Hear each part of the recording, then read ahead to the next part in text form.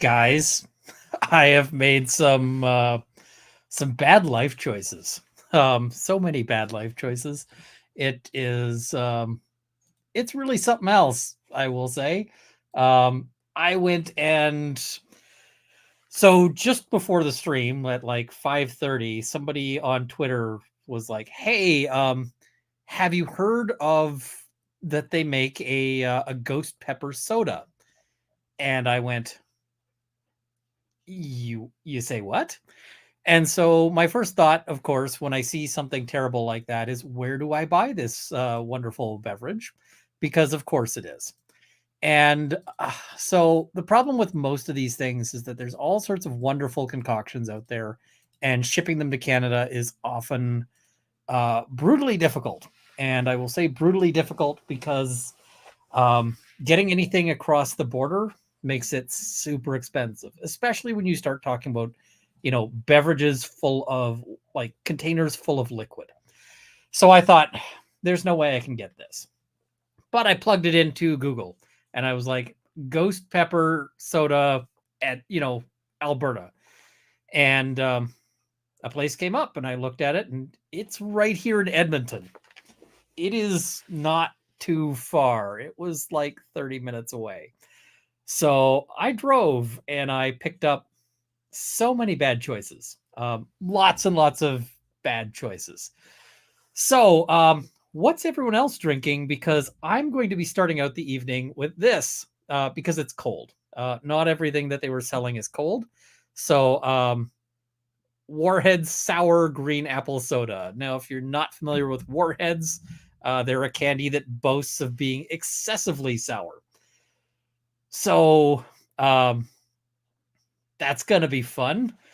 The ghost pepper, as well as the jalapeno, habanero, and reaper sodas, because apparently they make a whole variety of these, are all in the fridge getting cold. So when I can, we will go from there and we will see how the where the night takes us, because we're we're gonna have some fun.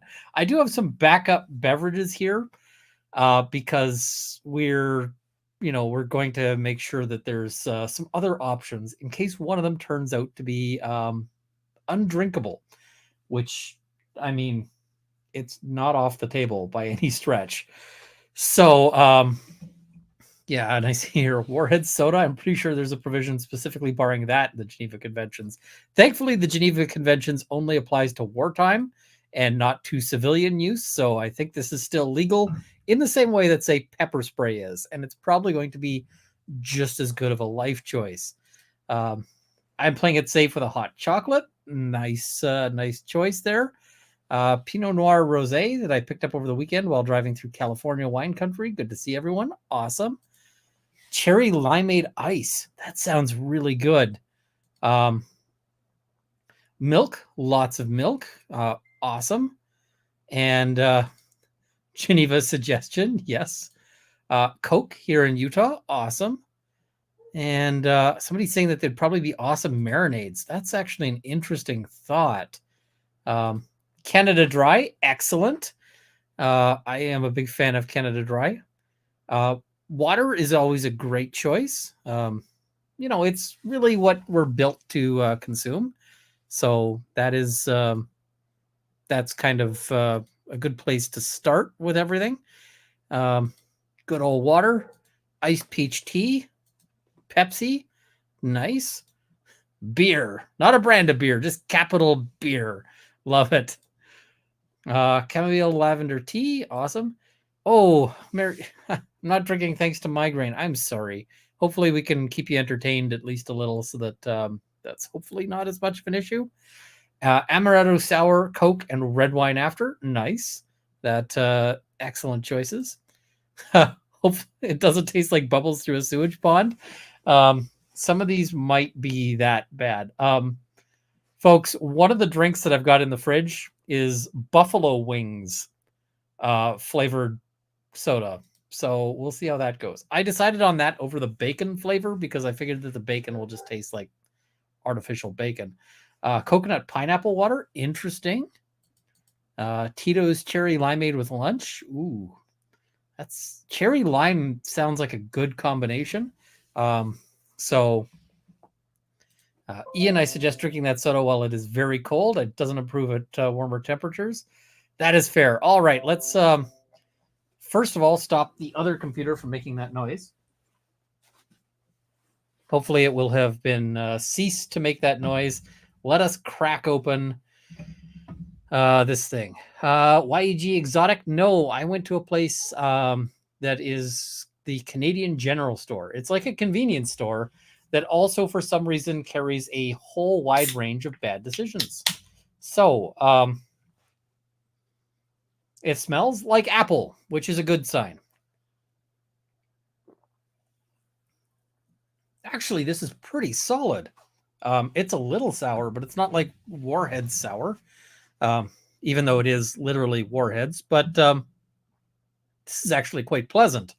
So, ever drink Caribou beer? It tastes like it's been filtered through a used jockstrap. Well, lovely image.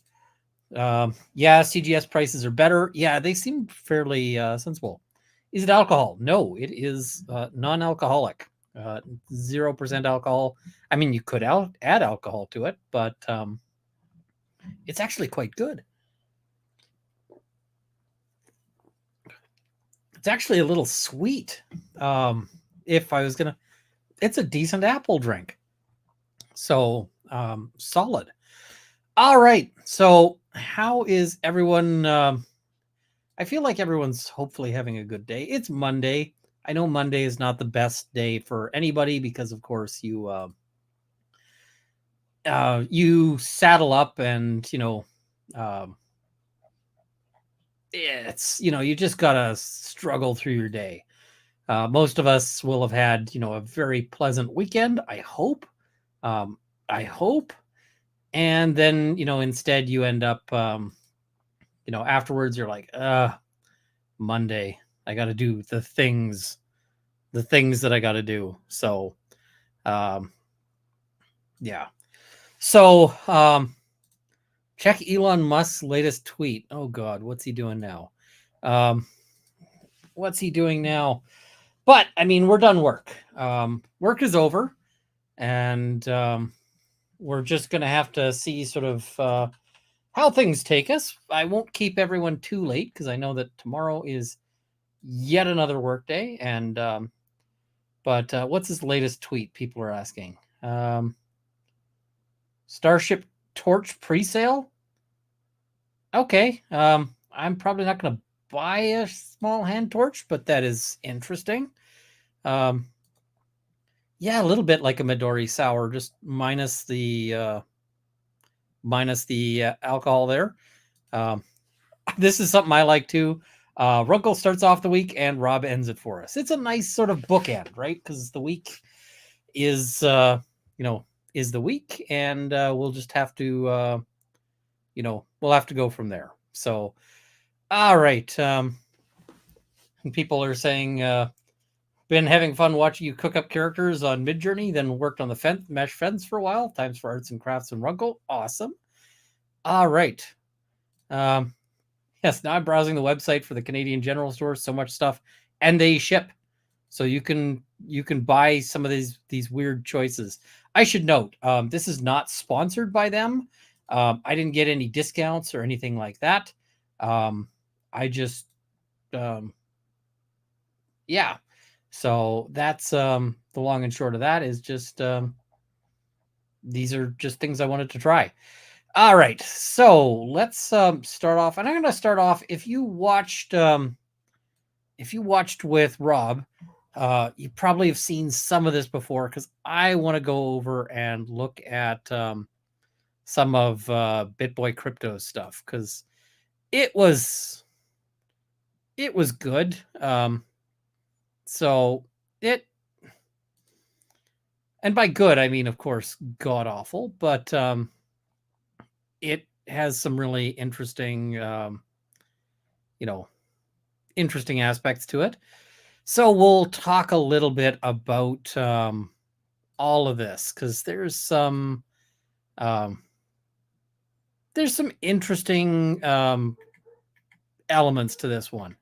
And it's really a case of the oldest story, like society's, um, tale as old as time, which is you F around, you find out. And we're going to see how this one goes because, yep, there's going to be some interesting things. So, all right. So, what is going on with, BitBoy Crypto and his, his stuff? So, let me just see if I can pull this up here. I always struggle with the share screen stuff. Here we go.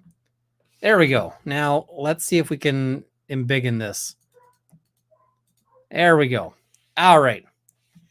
So there's a whole bunch of stuff here. So BitBoy Crypto is also known as Ben Armstrong, and this is interesting. So we've got some really interesting aspects of this case because he is picking some fights with the universe at large, and that is a very bad idea. Because, yeah, let's just say that when you are dealing with a court case, it is in your best interests to behave in a fashion that is in keeping with the seriousness of the proceedings, and also in keeping with the you may not notice the you may not sort of be thrilled about the court processes, but you should still be aware of you should still consider that the court considers itself to be deserving of respect, and that they have the ability to punish you if you don't. So you might want to, saddle up and not do the things. So let's have a look. So this has really got some interesting aspects to it. So notice of proof of service and materials for show cause hearing. So in accordance with the order of the court, they provide proof of service on Ben Armstrong. And they note here, after many weeks of evading service, but continuing to make daily violent threats towards undersigned counsel and plaintiffs, here is actual video of defendant Armstrong finally accepting service this morning. I'm not going to pull up the video because it's a YouTube video, and guess what happens if I pull that up? Oh, right. BitBoy Crypto, I suspect, would probably throw out a strike my way, and we are not going to do that at all. So we're instead going to not make choices that allow bad actors to sort of act against me.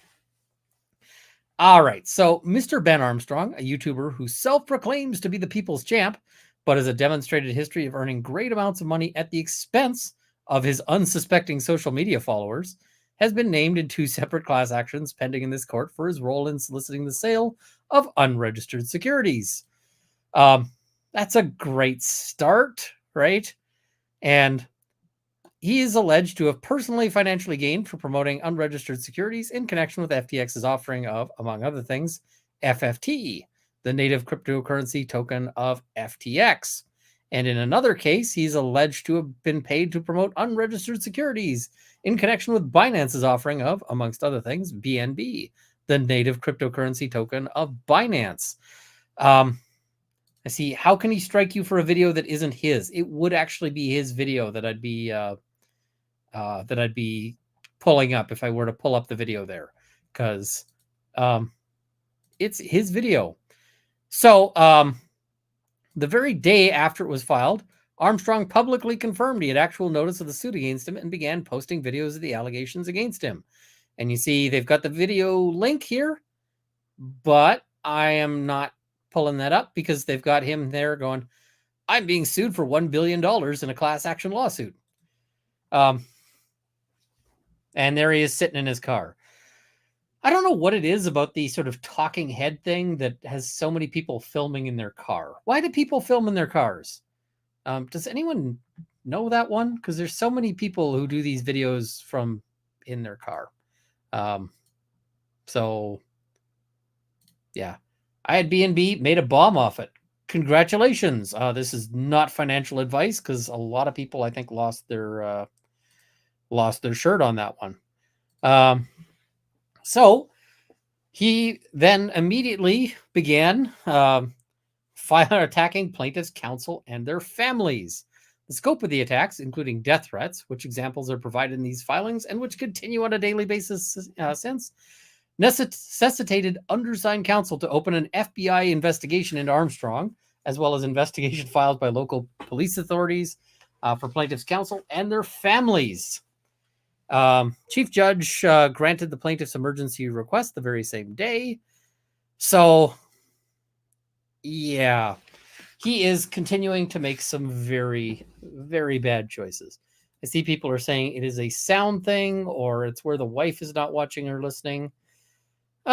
Fair. I feel like you'd have to drive your car to somewhere that isn't around your house because otherwise somebody would figure out where your house was from the video. That just seems like a bad possibility. All right. So that evening, he responded to the service email sending the notice of filing and request for status conference by levying more threats and hurling additional insults.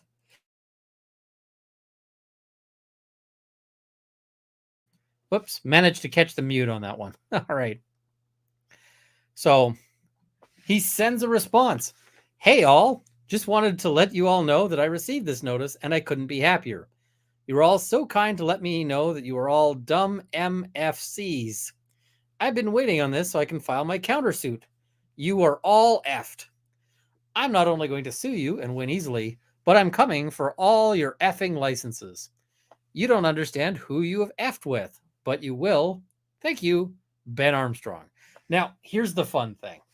Lots of people over the years have threatened to come after my law license because it's a thing people do when they're pissed off, and people are often pissed off at lawyers. So, like, I'm defending somebody, and the person who is accusing them says, I'm going to have your law license taken away. And I say, neat. Because that's the appropriate response is neat. Because it never actually happens. If you're going to come after somebody's law license, that'll be, you got to have something more than just they filed a lawsuit against me. That doesn't do it. So, yes, and this is an excellent question here. What an A-hat. People take financial advice from him? Yes. This is really somebody who's indicating the sort of cool, calm, collected decision-making that says, I am a sound source of financial advice. I am a source of where you should, take life advice in general is me, the guy who's doing this stuff.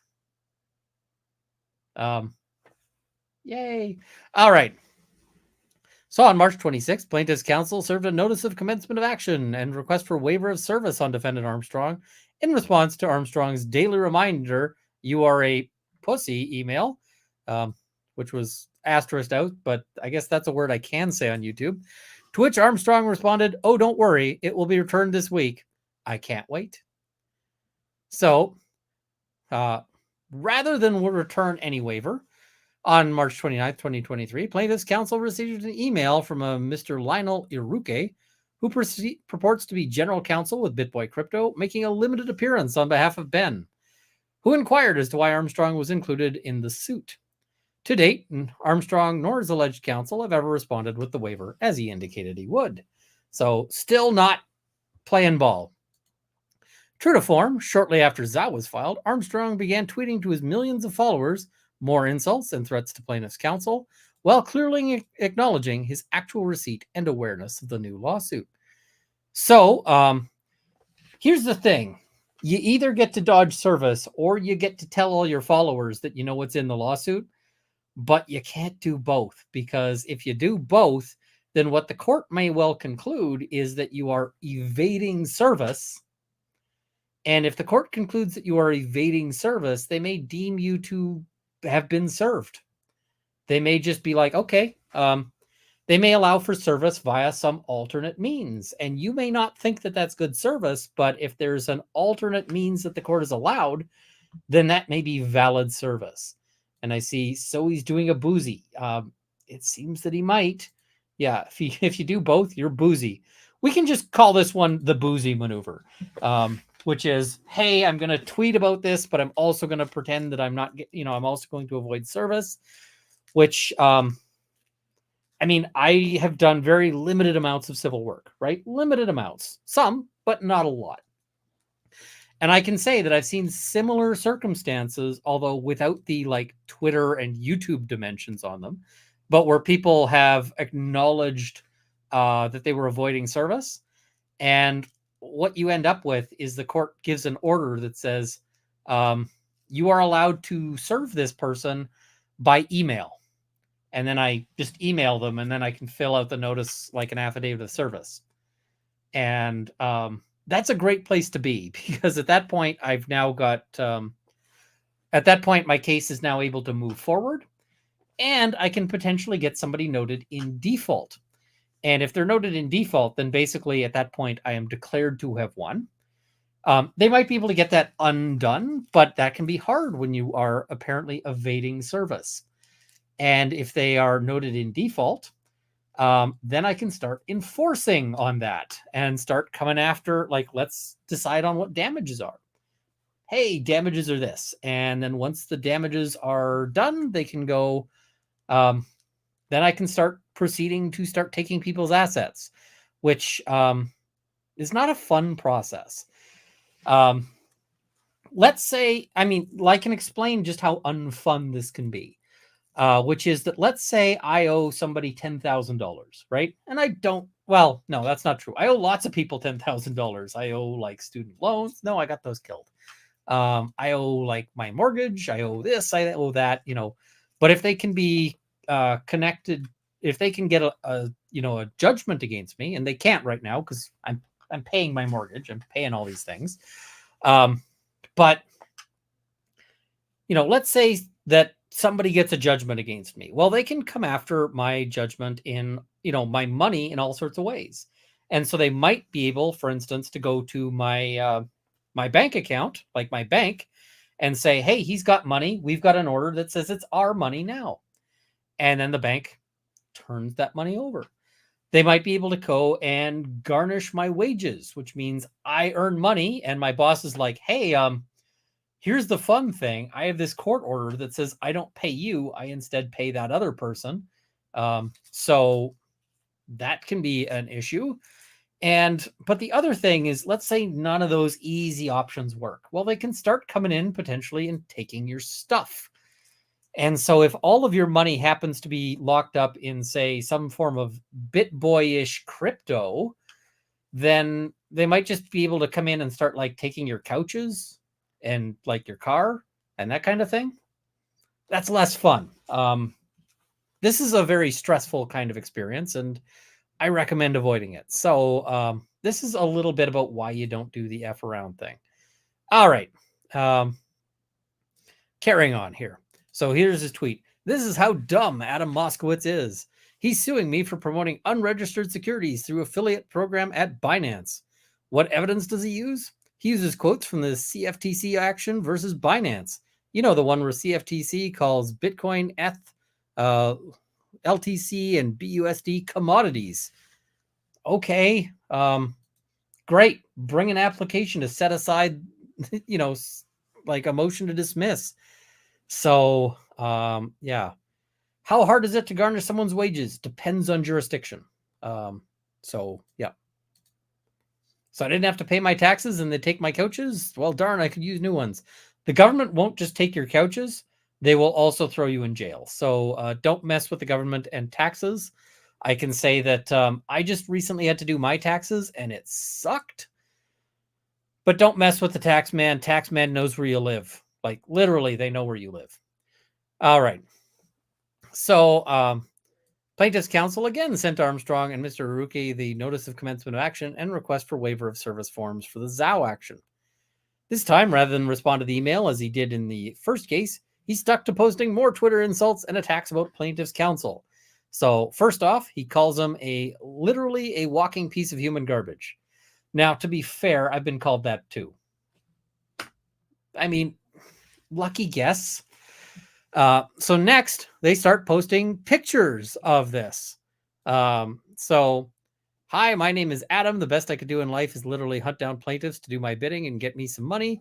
While my 5.3 million plaintiffs have made an average of $1,113 each, I made almost $2 billion. Gotta make mama proud. She loves watching down on me as I screw clients.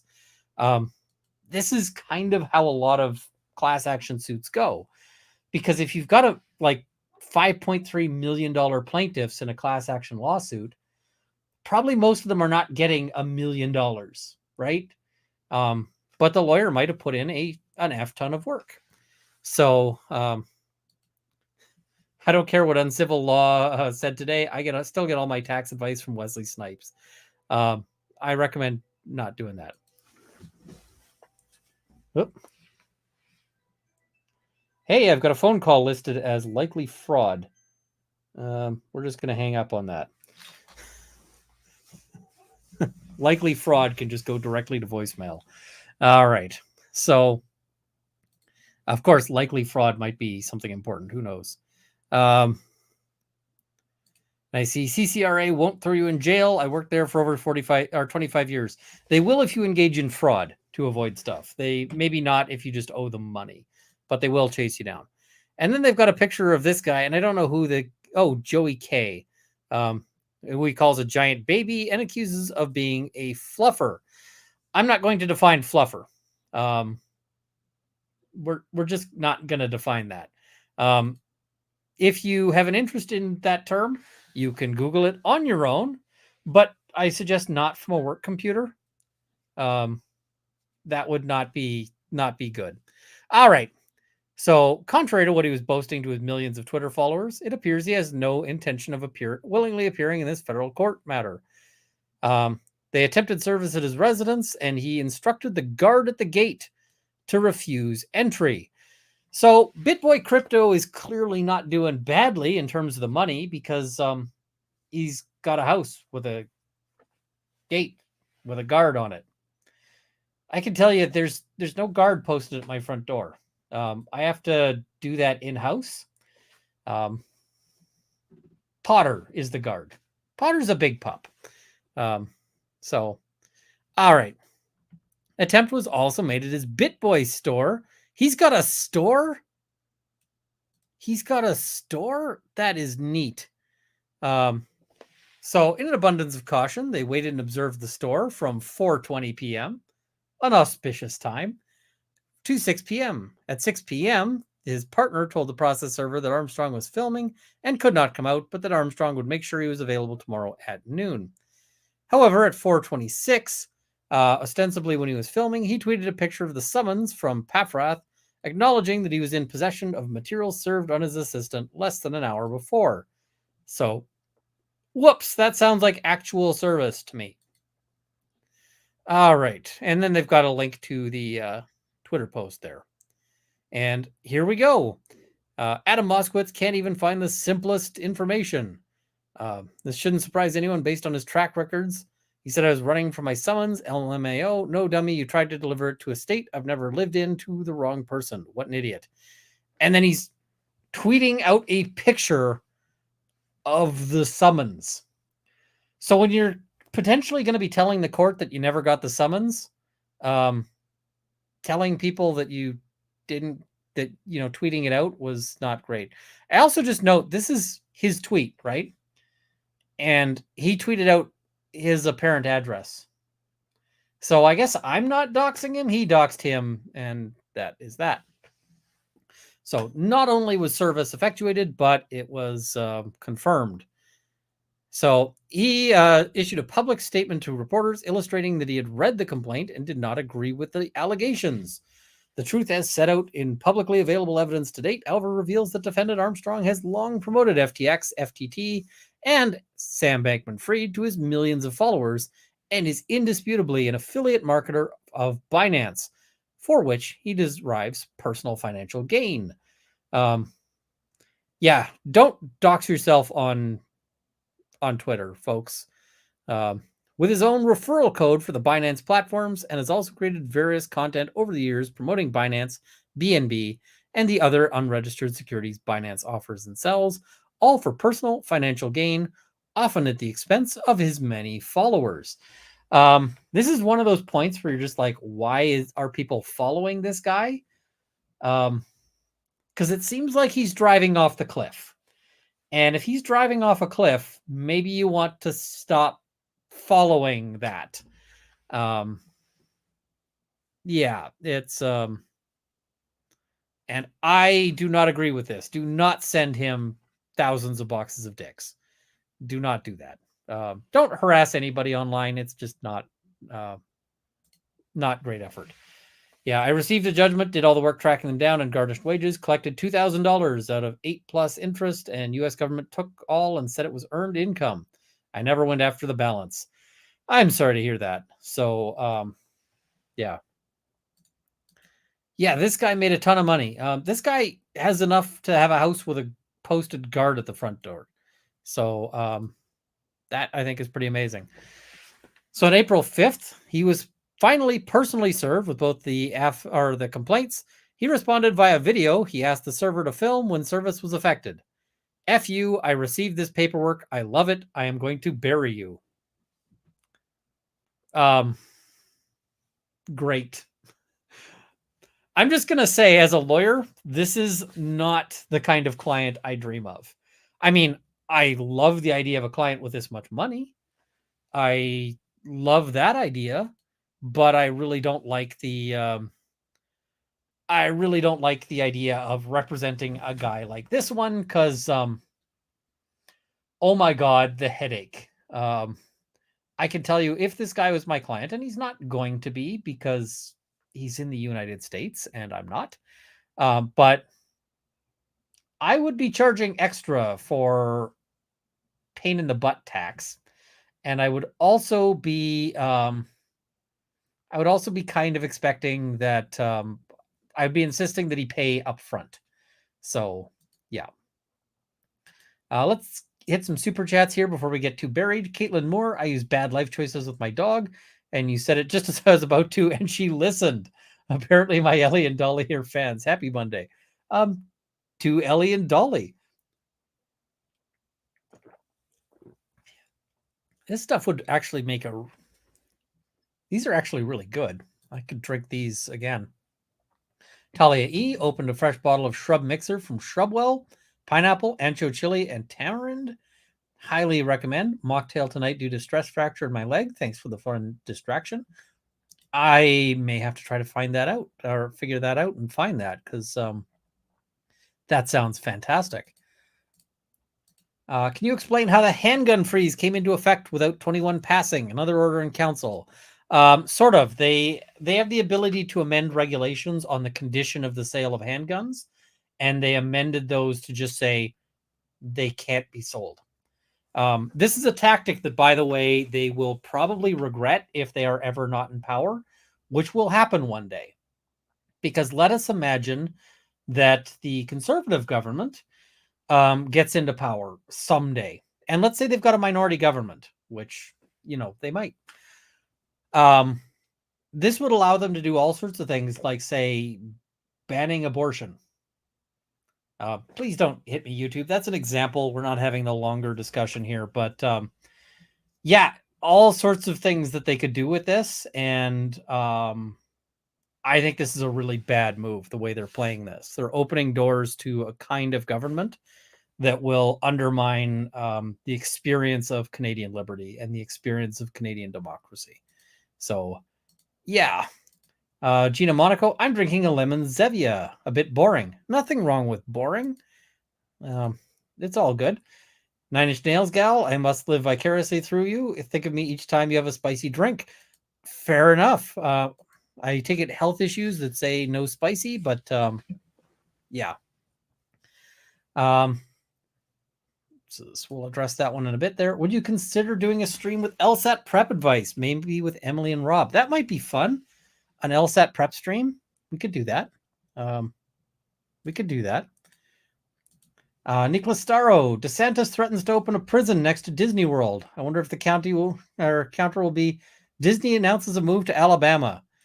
That would be entertaining, because if Disney moves, that takes so much money away from the area. Yeah, I don't know why they're picking a fight with Disney, but I guess they are. I'm not wading into that one. Can I still get a handgun for wildlife protection on my property? Not. It's complicated. Not really is kind of the answer on that. TC became a YouTube member. Thank you very much. Yay, made it back home on time-ish. Just water. Well, welcome home, and nothing wrong with water. The one law that is the same world over: don't mess with the tax man. Tax man is ultimate gangsta. Yep. Al Capone was afraid of no other gangster until it was the IRS. IRS took Al Capone down. So that just tells you how scary they are. Imagine having no education in the law and thinking you know more about it than a lawyer and the courts. The arrogance is wild. Oh my God, the arrogance is super common. So yeah, this is a super common thing there. Lily Smith, Ian, we need to mention Nate's GoFundMe. He is not close to what he needs. What is he running a GoFundMe for? Is it for the Boozy fight? So is this for fighting with Boozy? Because if it's for fighting with Boozy, then that is something I support entirely. Go check out Nate the Lawyer on Twitter and on YouTube. I'm sure he's got the details there. So check that out. Do you think the new smart guns will get an exception? I do not know. I don't think they will, because the goal is not to solve crime issues. The goal is really to shut down sports shooting. Secret McSquirrel, thank you all for the well wishes. Good night. Good night, Secret McSquirrel, and I hope everything is going okay. Automata, big sour fan. Know how that soda compares to Blue Light Tart Seltzer? I've never had that one. That's the most sour beverage I've found anytime recently. Now I want to try it. Runkle, what do you think of wasabi liquor? I've never had any, but I would, because that sounds delightful. I also want to thank Brentwood Chic for 10 gifted memberships. And Honk Banana No has a member chat. What the hell is so funny about hamster nipples? I don't know. I feel like that is going to go into bad places. So if you can't find the link, the GoFundMe is called Defamation Lawsuit Against Bot Sentinel. Yeah, throw them some money if you got some, if you are able to. All right. So they say, Armstrong's history of shilling crypto coins to his followers for pay and then attempting to conceal the evidence. So this is kind of bad, because if he's in the crypto sphere, he's really relying on his reputation to be able to hawk this stuff, right? So if people are, if his reputation is not good, that will cause him problems. So they say there can be no doubt that billions of dollars have already been stolen from proposed class members in the FTX, Voyager, and Binance cryptocurrency disasters. With all of the federal bankruptcies, most of these victims may only see recoveries from those aiders and abettors who promoted these unregistered securities for their own financial gain. Lol, hamster nipple pasties, nice. Yeah, never trust me to have good judgment. So many social media influencers have already documented Mr. Armstrong's long history of specifically promoting unregistered cryptocurrency tokens. And yeah, there's some details there. What is it? No better example can be the Clio award-winning "I'm All In and Don't Miss Out" in crypto advertising campaigns created by Dense MB. Plaintiffs certainly intend to serve much third-party discovery to ensure each and every liable promoter of these unregistered securities is held accountable. So stay away from involvement in these things if you don't want to get into some trouble. Now, this is entertaining because this is where we're getting into other people having trouble. Atozi, a YouTube internet personality, posted an 11-minute video on November 8th, 2021 to his over 1.37 million followers that details how Armstrong has one of the largest crypto channels, but has also been known for being a shady dirtbag who milks his audience for a quick buck rather than giving them genuine advice. that's solid. Atozi details Armstrong's vigorous promotion of the PAMP network, which Armstrong claimed was guaranteed to go up in value, but which quickly tanked when the truth was finally revealed after Armstrong made his promotions, alleging that Armstrong was paid to shill the project to his fans so that the project owners could create exit liquidity so they could effectuate the rug pull. Yeah, lots of rug pulls in the crypto sphere, and it makes it real brave to invest in that field. Real brave. So, while plaintiffs will not detail the entire 11-minute video in this brief, it is certainly worth a watch to fully understand Armstrong's method of doing business. I love how we're now seeing YouTube videos cited as evidence in court proceedings. That's amazing, right? And I see it's pronounced like A to Z. Okay, A to Z. Oh, gotcha. I guess that's clever. So I really like that we're now seeing like YouTube call out videos are evidence in now a court proceeding. So that is amazing. Consistent with his character, they're coming in salty and spicy. It's like my favorite kind of drink right here. After A to Z released this video, Armstrong quickly threatened and sued A to Z, claiming A to Z defamed him with this video exposing his fraudulent activities. Oof. Fraud is what I would call a high stakes word in court proceedings, because typically if you can demonstrate fraud, it opens up all sorts of ways that the other side will have to pay you. If the court agrees that the other side was behaving fraudulently, you're going to get paid. I mean, they're going to figure out a way to throw some money at you. And apparently it is a Tozy. So, okay. The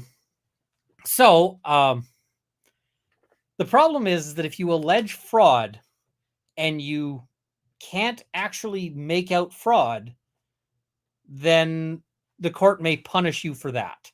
There are situations where the court may punish you even when you win. You can get cases where people win, but the court like deducts or various other things on the basis of like you said the guy was engaging in fraud and wasn't engaging in fraud. So apparently it is a Tozy. So good stuff. All right. So Armstrong apparently did not realize that the lawsuit would become public, and once it did, and the public supported Atozi through crowdfunding hundreds of thousands of dollars to fund his defense, Armstrong was required to drop the lawsuit, admitting that the only reason he filed the suit was because he was trying to get Atozi to remove the video from YouTube. That's an outright admission of using the courts for an improper purpose. You know what the courts think of that? Courts really don't like that. All right. And I love the title. He sued me and instantly regretted it, by Atozi. Atozi deserves all the subscribers, and he's got like more than 1 million more than me, but he deserves more than that because this is hilarious. Atozi is not the only online personality to expose Armstrong's misconduct. Twitter personality Zach XBT, who calls himself an on-chain sleuth, released a series of tweets that document the direct scams defendant worked with as of January 3rd, 2022. That's a quote. And so they've got that Twitter thing, and we'll look at that. The thread begins with a flyer he received from defendant Armstrong's team in response to his request for a quote to do a YouTube interview or receive a mention on Armstrong's live stream. The flyer, in addition to including statistics showing that the vast majority of his millions of followers target American men aged 25 to 54, details that Armstrong charges $20,000 to simply mention a crypto project on his live stream and $35,000 to do a dedicated review of a crypto project. I'm in the wrong freaking line of work. You know how much I get paid for drinking a Warhead soda? I think this was $2.50, so negative $2.50. So I'm in the wrong, wrong sponsorship aspect. All right. So let's review all the direct scams BitBoy has worked with in the past. Just in case you forgot, here's a flyer with how much he charges. I received this a while back by posing as a project interested in a promotion. And so there's the flyer, and there's some tweets there. We see this. So that's his logo, this BitBoy Crypto. And this is his face. I don't think that logo goes with that face. I'm just saying. Why are people admitting to S online? Because people love self-snitching. It is the great American pastime. That is why they are doing that. All right. Don't choose the dark side like that idiot could. I don't even have the dark side open to me as an option. Like, I just, and I can say my price tag for selling my soul is probably a little higher than that, but nobody's even bidding at this. And a YouTube interview, $40,000. Website article, 25,000 or 2,500. Telegram AMA and Bit Squad, 10 grand. And you can see his demographics there. 92.2% male. Women, you might be the smarter gender. Because just saying. You might be in the wrong business. On the other hand, you aren't getting sued over stupid crypto stuff. Hear, hear.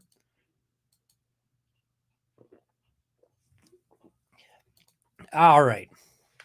So, after noting that Armstrong claimed he personally rigorously vets all paid promotions, Zach XBT catalogs 7 crypto projects that defendant Armstrong actively worked with and promoted to his audience, demonstrating that for each of the projects, Armstrong went back and either attempted to delete the evidence that he showed the project to his followers or altered posts to attempt to minimize his promotion of the failed project.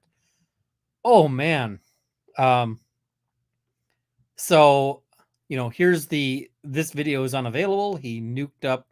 So, reaction August 18th, 2020, BitBoy Bounce lits up MYX. So he's promoting MYX. And then now this video is unavailable. And look at this graph. Look at this graph. This graph is a marvelous graph of what you don't want in an investment. Because you see how it goes and spikes up. Hey, somebody out there generated a whole lot of interest in it. Somehow. I'm sure BitBoy Crypto has an alibi. But after all this interest is generated, a bunch of people sell and cash out. Who could that have been? And then now it's down to, basically down to you wouldn't, use this to wipe because it's too cheap. And also, a digital product. But you get the idea. All right. Yeah, the reverse hockey stick investment pattern. Except that it goes up and then down. And that, like the reverse hockey stick is just something went bad and the company tanked. But that up down really looks like something bad. Creed, yes, I will get to that because yes. Also in fall 2020, BitBoy worked with DistX, a video he titled "My Most Trusted Coin." He went on to change the video title later on. The video also had zero promotion disclosure and project exit scammed. The video is still up, but don't worry, it has been archived safely by me. I love that snark.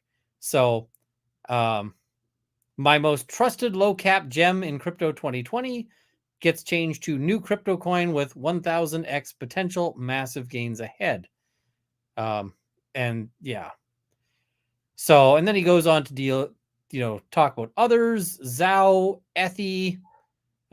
Notice a pattern here with deleted videos. Lock, which he also covers.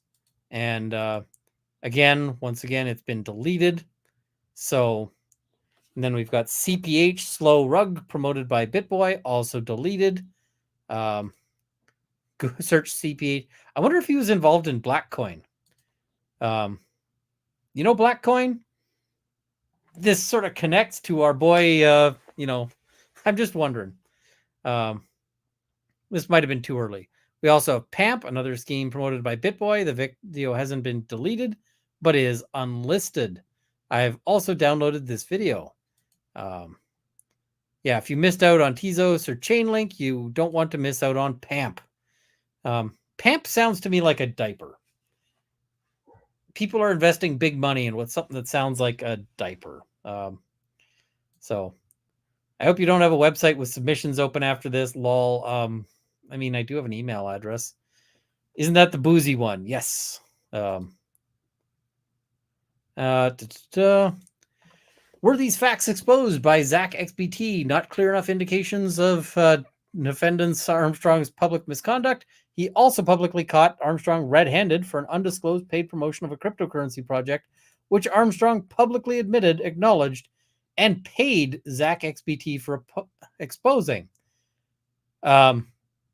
That's funny. That is hilarious. On October 19th, 2022, Armstrong tweeted to another Twitter user, "I'll give you $10,000 if you can find and prove an undisclosed promo. They don't exist." On December 4th, 2022, Zach took up the challenge and within minutes found a clear example of Armstrong promoting a crypto project without disclosing he was paid to do so. So, yeah. And here are some examples of his wallets if you ever wish to look for anything. At 45 seconds, BitBoy shows coin he got rugged on and balances match. At 5 minutes, BitBoy shows his portfolio and balances match. Oof, this guy's doing his homework. This is the kind of guy you want to hire at a law firm to be like, hey, I want you to do some legwork on this.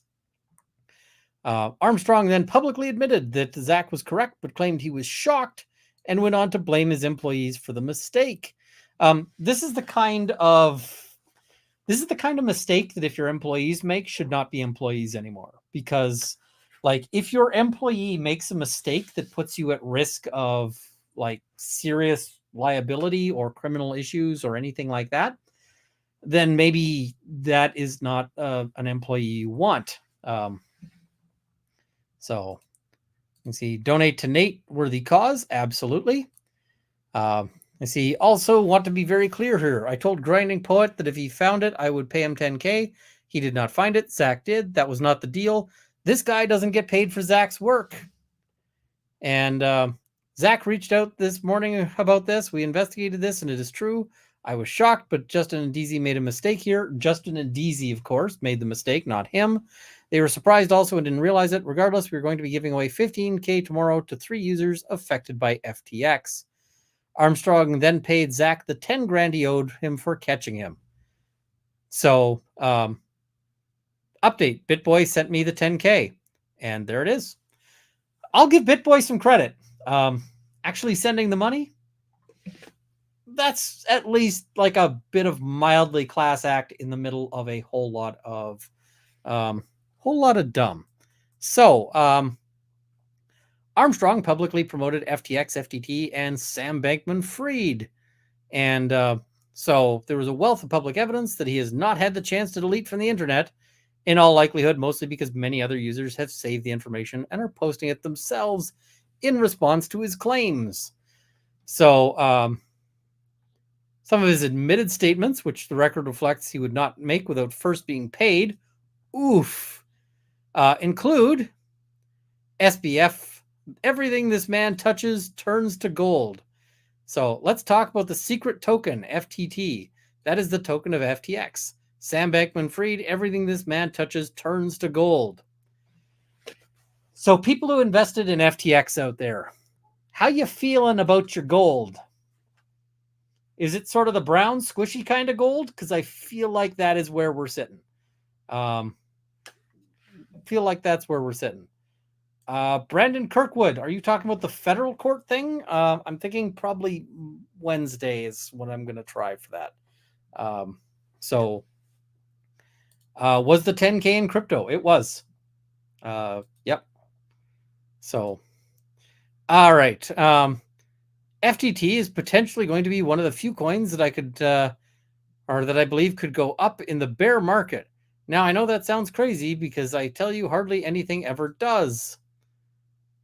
We could see FTT just absolutely rip. He looks like he's ripping one himself right here. Two crypto crushers. Why I put 1 million in these secret altcoins.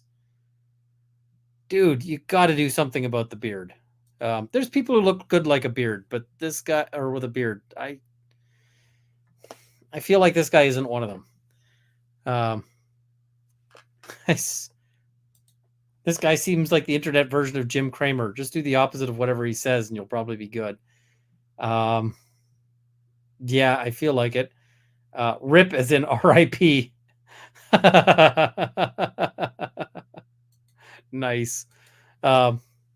So Armstrong claims to have put $500,000 into FTT because I got some information on FTT in the last 24 to 48 hours that made me just say, man, I got to go ham on these coins. I'm not going to say it. So he continued saying, now FTT, I said before, this is going to be one of the number one coins we're going to accumulate in this bear market, but got some inside info that this thing is going to explode in the next few weeks.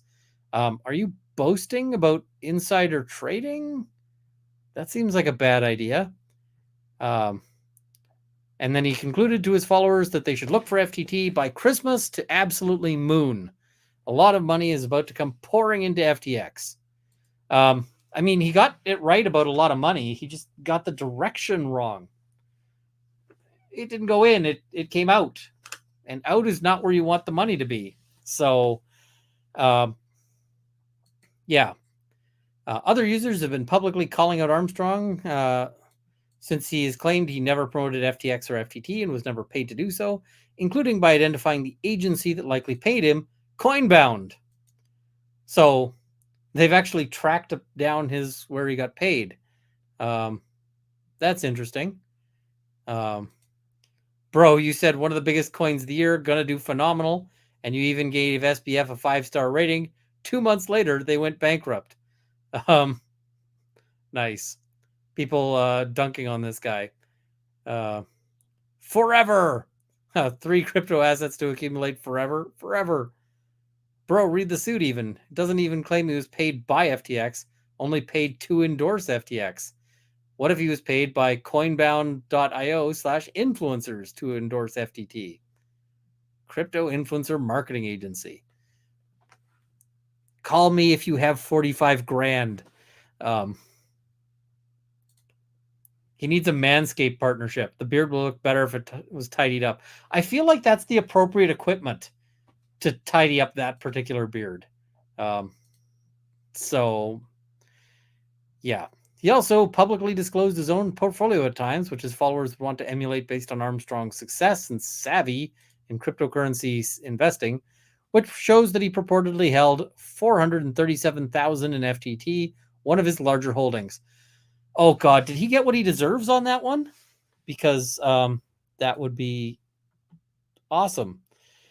And he said that FTT is his top altcoin pick and has made numerous videos promoting the coin.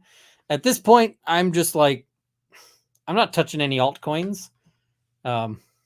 So yeah. In general, a winning strategy or a winning formula is always buying the red, selling the green. So that does add a little bit of fuel to the fire for FTT. Because it was down from down 39 cents or down 39%. So, yeah. Wow, this is such a gong show.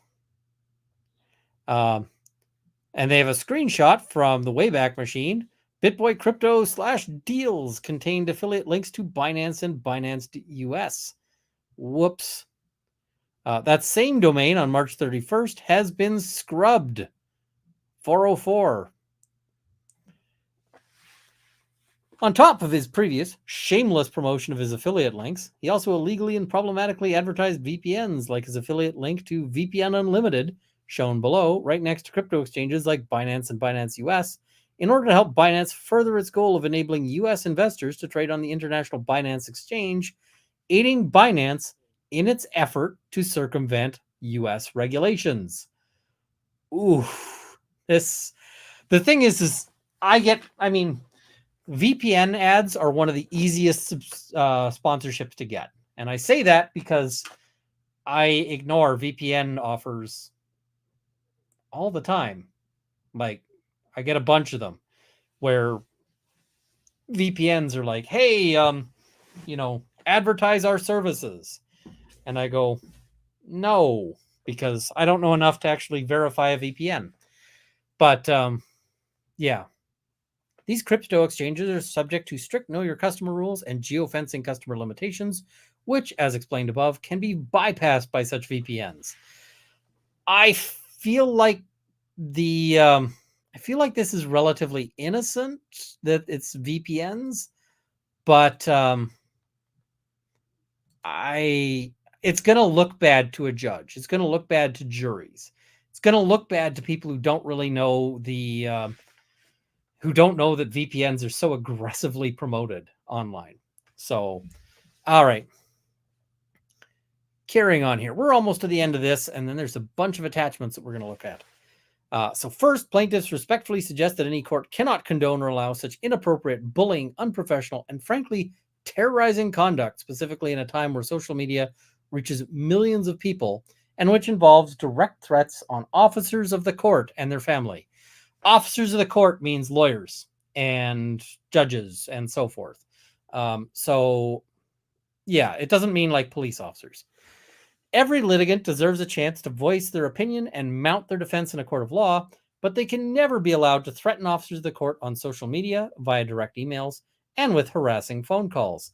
And I can tell you, the court is gonna have, some opinions about that. Those opinions are going to be real strong. They're going to be voiced noisily, angrily. There's going to be some opinions. I can say that, based on what we've seen here. An example should be made of defendant Armstrong because he continues to wear his bullying and assaulting conduct as a badge of honor. I think they actually make a really good argument for him being made an example of. And that's a bad place to be, where you're going to be the example for, if you're going to be an example, you don't want to be the cautionary kind of example. And that's the kind that they want to make him, right? The learn from his mistakes. As uncivil law says, today we will learn from the misfortunes of others. So, all right. Second, while contrary to defendant Armstrong's cries of innocence, it is already well documented that Armstrong has been intricately involved in many nefarious activities that this court will decide, including 1, shilling crypto projects to his followers in connection with pump and dump schemes, from which he derives significant personal financial gain, and then intentionally hiding evidence after the rug is pulled through deleting or editing his social network content. 2, charging tens of thousands of dollars per mention of a crypto project in his public online content.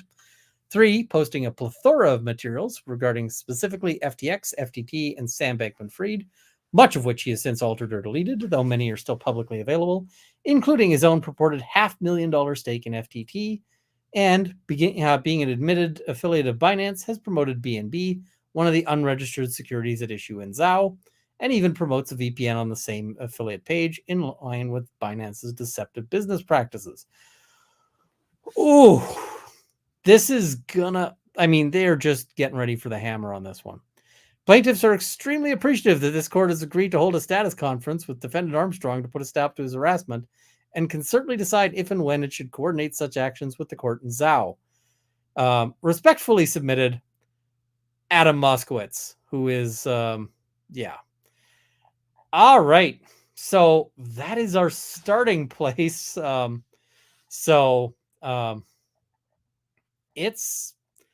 feel like this is a very bad place to be for him. But we can look at some other documents here, because there's some fun documents.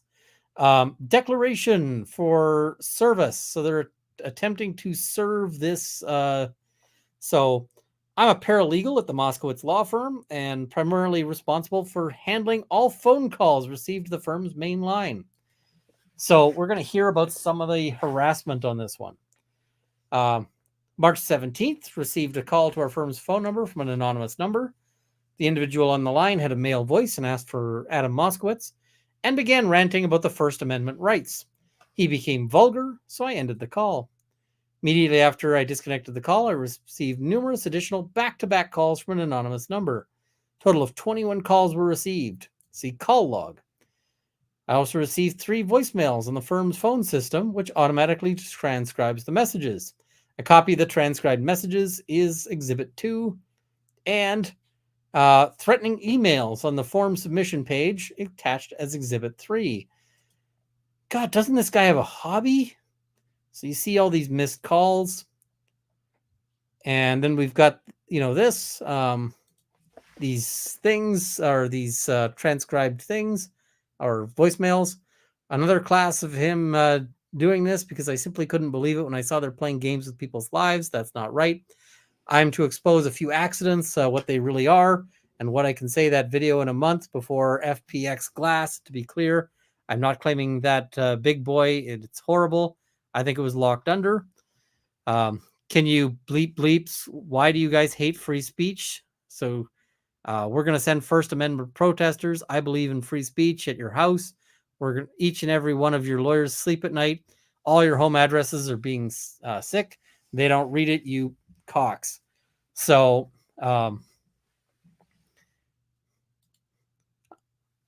my guess, the harassment bullying is his hobby. Yeah, I mean, you gotta have a hobby, but your hobby shouldn't be something that sends you to jail.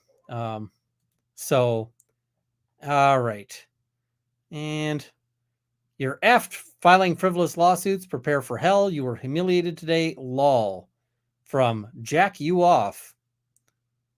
And then from obviously fake sort of pseudo-Muslim name.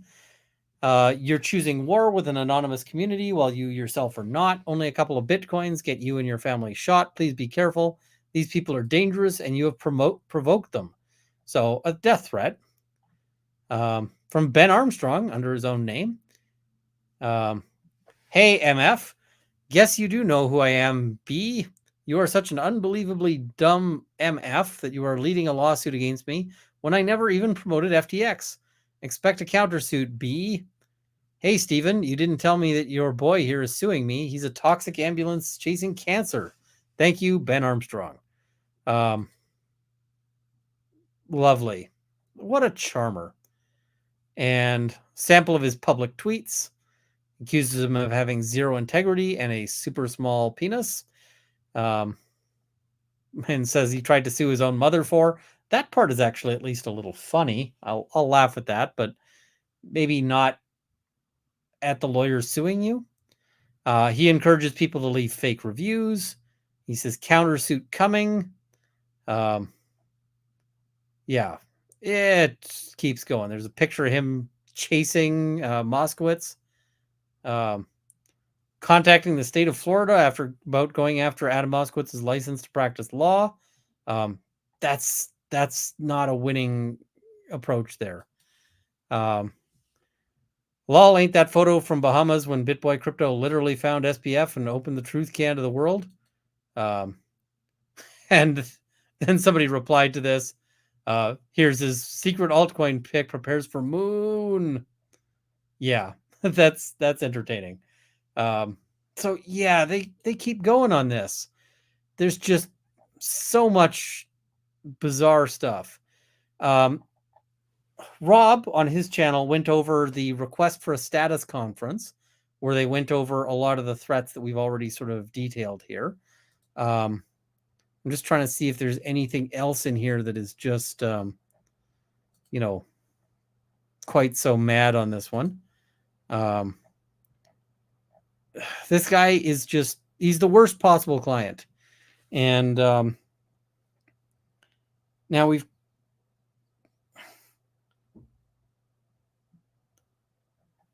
says that he'd never worked with FTX, which might be true. He might have just done promotion of FTT, which is, kind of the dodging that happens. What a headache. Yeah, he acts like some angry tween boy just learning to curse and use the internet. All right. Let's sort of look at some things here. Mary Jane Krebs, thank you very much for the new membership. Much appreciated. Rachel Dueck for the soda fund. I'm almost done this one, and I'm going to have to get a fun soda. When I'm done this one, I'm going to do a poll. Let me pull up poll. All right, start a poll. Next, soda. First option, spicy. Next is pickle. After that, I'm adding an option for wings.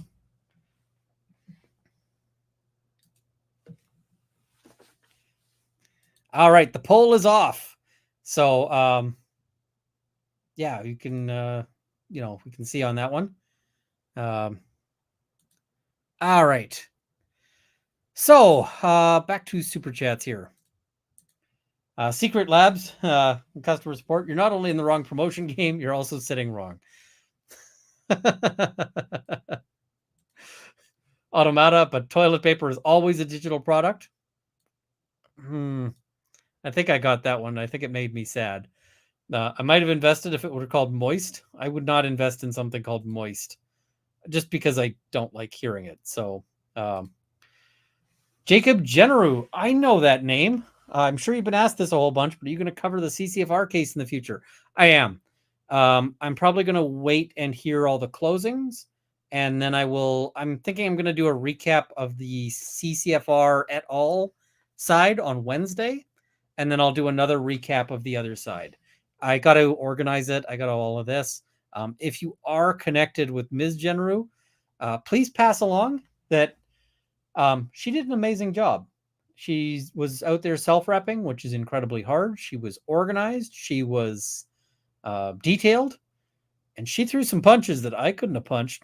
So I appreciate that. We'll talk a little bit about what happened today because she was on spice. She was on spice mode. So that was its own thing. Donate to Nate, worthy cause. Absolutely. Runkle of the Bailey, have you thought of adding a Scrama to your Sharp Thing collection? I'm just Googling a Scrama right now. Varostoleka sells one. I like Varostoleka. I might have to buy one, especially because they are, if Varostoleka, I think I'm pronouncing that right, but I have a backpack from them, and I won that at a shooting competition. It was just like a draw prize, but it was not like a skill prize. It was just a congratulations, you're here, pick something off the table kind of prize. And it's a good backpack. So now I'm kind of thinking that I want to check that out. Varostoleka, if you're ever inclined to do a sponsorship deal, I know a guy. The guy is me. I like your products. So yeah. Of course, why would they do that when I'm doing it for free? Snugglepuss, if he got wiped out in the FTX kerfuffle, wouldn't that help him argue he was promoting it in good faith since he had substantial cash in it? Yes, I think that would be a good thing that he could argue. He still runs into the problem of promoting unregistered securities, and unfortunately, the substantial cash in it also means that he's got a financial stake in it. The name is a pure coincidence. Aw. And I was very surprised to see the name in the court case. Very curious to hear your case or take on the arguments presented from both sides. So far, we've only heard on one side, but I would love to see, that is close to where is the liquor? Waristoleka, I think. So, I want a quality backpack for participating in a shooting competition. Yes, it was a door prize. It was literally just they draw names and then you go pick something off the table. It was not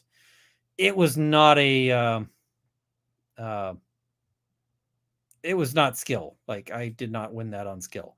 All right. I think I'm going to be told that I have to do one of these.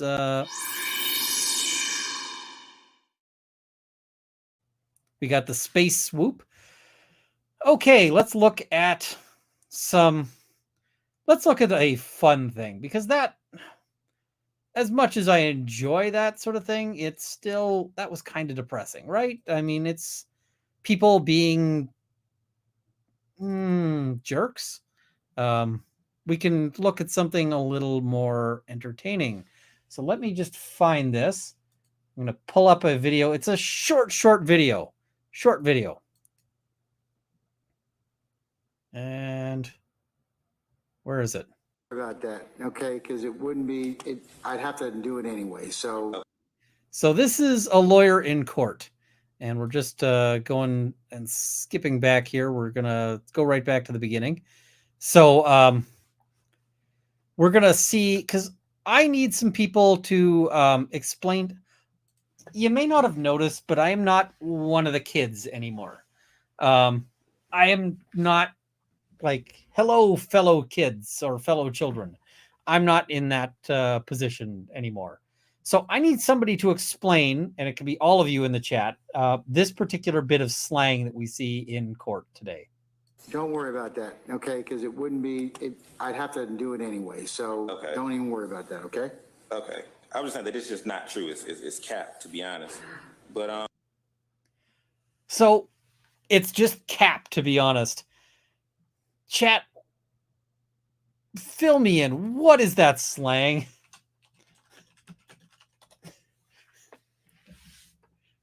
It's cap, to be honest. What does that mean? I see people saying it's a lie. How do we get to that? How do we get to cap means a lie? It just seems odd to me. I see Gen Z nonsense. That's fair. Hoo-hoo, capping in the courthouse. Oh, whoops. I got to bring up the dog defender. Where's the dog? There we go. Zora. So slang isn't a one-to-one translation. I mean, I am terribly out of touch on this, but I just got to say, this is the kind of slang that you should genuinely or generally avoid in a court proceeding. And the reason why I say that is that the judge probably isn't up with your slang that comes from like the last however long. So, yes. There's also, I got to do a video on this. There is an update on GWAX being slapped around, because GWAX, there is an update, and it's kind of a big deal. I'll do a little preview on that, I guess. All right, soda, done. Let's see how the poll is doing. How is our poll doing? We're going to end our poll. Poll says spicy, pickle, and wings in that order. All right.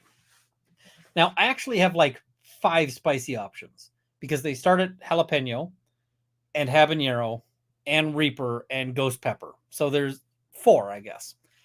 I'm going to go get the jalapeno. We're going to see how this goes.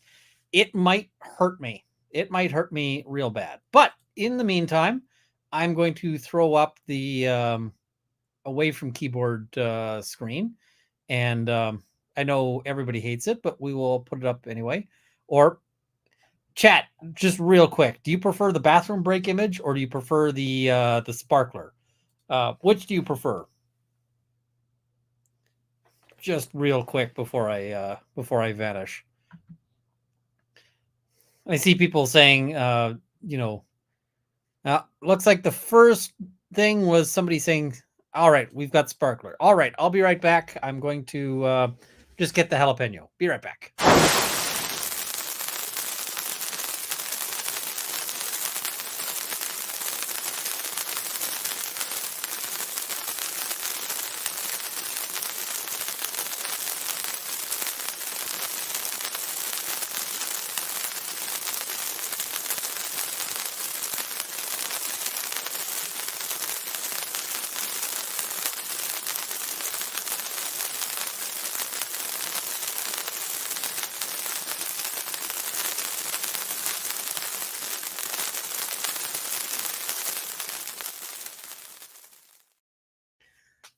just in the nick of time. Sorry about that, folks. I just had to go get that. I don't know. Does this thing twist off? We will find out. It does. So, jalapeno pepper soda. And you can see it's listed as being not super spicy. And people are correct. It is cannon fuse rather than, or it is a fuse rather than a sparkler. But, and I see some people saying that it's a little loud on the earbuds. Okay. So that's not great. All right. Let's see just kind of, let's see what we're looking at here. It is an unpleasant green color. The smell is not great. I'm going to just straight up say that. Yeah, it does not have a pleasant smell to it. Here we go.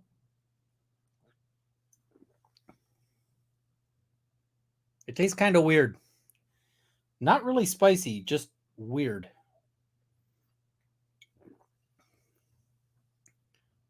A little bit of spice, I guess. Like super mild. Somebody's saying this is habanero. This is just jalapeno. So no, this is very green. Green. So wrong color. Wrong color entirely. And I see this already losing to the Warhead Apple. Yes. Already losing in a big way. Do you typically enjoy hot foods? Where's my good answer to that? Where did I set that?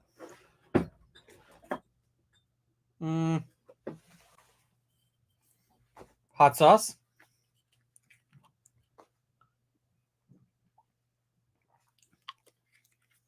The answer to that is yes. Yes, I do. I didn't vote for this for the record. That's fair. Oh,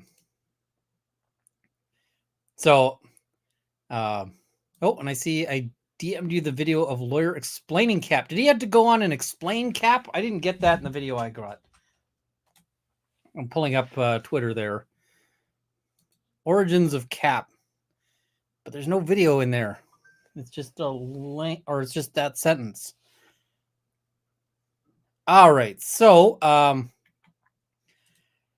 so what else has been going on in the world of everything? Well, lots of people were wondering what was happening at, so if you're not familiar with, I've got lots of people who are asking me, are you watching these, you know, this US trial or that US trial? And I'm not. And the reason why is because I'm watching the proceedings in federal court. That is the CCFR, as well as a bunch of other people who are challenging the government's order in council that banned all sorts of things, but including the AR-15. Now, the challenge is based on a whole bunch of different grounds, but largely based. I mean, a main argument is essentially that the government failed to consider whether this was something that was whether these guns are suitable for a hunting or sporting purpose. Oh, and I am behind on some super chats here. I should get those, or gift memberships rather. Megan Runzer, thank you very much for the YouTube membership here. Thank you for your time and effort on these usually Mondays, sir. Much appreciated. Thank you for joining me. It's a lot of fun. Are you sure your pancreas is working? No, it just sits there. It's lazy. You know, like I'm washing the dishes. My wife is cleaning out the shower. Pancreas just sits there, does F all. What a lazy, you know, it's just not pulling its weight. It should learn from my appendix because I had it out. So, Bryce Klippenstein, thank you very much. And also Sandra Ramirez, thank you for 10 gifted memberships. Rhineman YYC, thank you for 10 gifted memberships as well. Chris Mullen, thank you for 5 gifted memberships. Midnight Drury, thank you for a gifted membership there. And Lady Draconis, thank you for 5 gifted memberships. It's much appreciated. Canonical Heat, thank you for 10 gifted memberships. And a member chat, only 5 short months. So thank you all.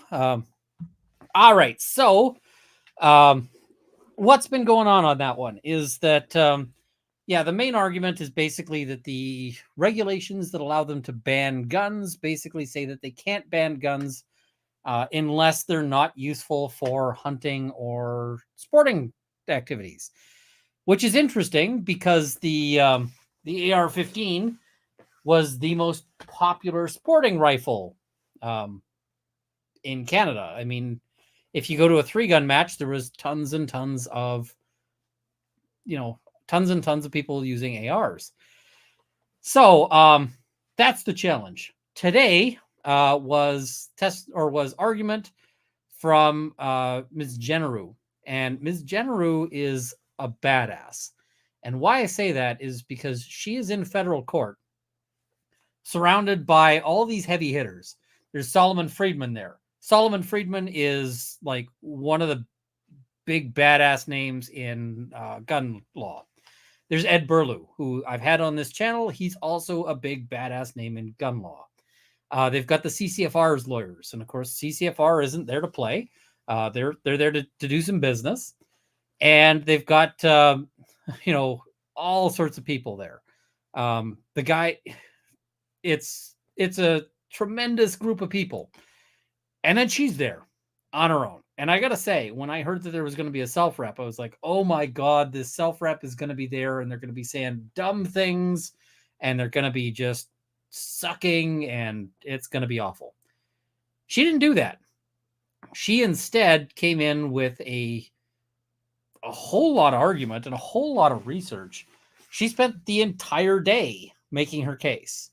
And I'm going to say it's tough to make their case for, to argue anything for a full day. That's difficult. So, but she had it organized. She had, she was making references. She was making references to specific things in cross-examination. But here's where it got extra fun. She took aim at one particular expert that was called by the government. And she went so far, and I'm not saying this is what he is or anything. She went so far as to call him, what was it? Academic dishonesty, academic fraud. I can't remember how she put it, but whew. And the fun thing is she says right afterwards, she says, I can say this because it's protected by privilege. She knows that she can make the allegation in a courtroom and she's covered, but that, if she said it outside, she would probably be in some trouble. That's amazing. But the thing is that is normally where I would think like, oh, that's just crazy self-rep talk, right? Because self-reps sometimes say crazy things. But then she starts actually dropping some references to back that up. I was just like, holy crap. So I was having a great time watching that because I can tell you, as a lawyer, I probably would have gotten chewed out by the court for making those kinds of, like, this guy is engaged in academic dishonesty. But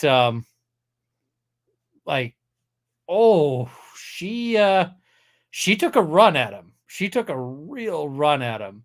And I was kind of impressed. But not only did she take a run at him, she made a bunch of other arguments. She made a bunch of other really good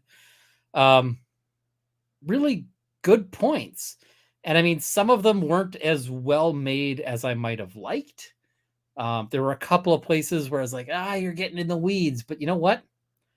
Lawyers get in the weeds all the time. Like, it happens. So I was just like, she's doing real well. I was impressed. Where do we find the audio? I don't think we can, because I don't think it's recorded.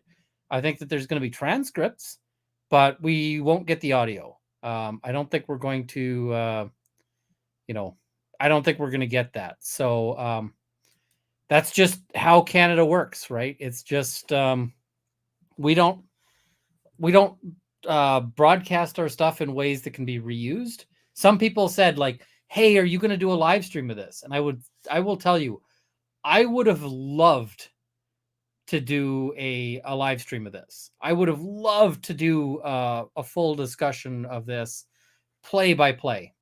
The law says I can't. If I had, they would be arresting me and saying, you can't rebroadcast this. And I think that's messed up. I think that you guys should have the right, like, I mean, you can sign up to watch it, but I think that we should have the right to, you know, to have this sort of more broadly, broadly visible and broadly accessible. So I am going to, I see Carson is saying, are you keeping up with Tracy's live tweeting? I've been looking at it, but I've been listening to as much of it as I can. And that's the other thing about it not being recorded like that, because then I can't, like, sometimes I got to go away for an hour, and that's an hour that I can't go back and listen to, right? So why are we not seeing any clips? Because I literally am not allowed to record it. If I could, I'd be showing you clips. And yeah, we can't. So I think it's unfortunate. I think that Canada is in the wrong approach there. And especially when we look at things like the Johnny Depp trial, where the people who watched the trial came to a very different impression from the people who didn't watch it. I feel like the people who watched the trial actually had a better idea of what happened. I think it's hard to dispute that. So why do we not think of this as a good thing for promoting a public understanding of our court proceedings? I think that there's a lot of lawyers out there who like to protect themselves from that, and I don't think that that's great.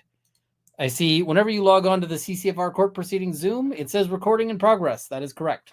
However, we, the public, probably won't have access to that. Also correct. That recording, we will be able to order the transcripts, and so we'll get writing on that. But that's about it. How big of a mountain is that to move? I feel like Canadians would want to know what's going on in the system. A real big mountain. You got to find a judge who's willing to budge on that one, and I will try.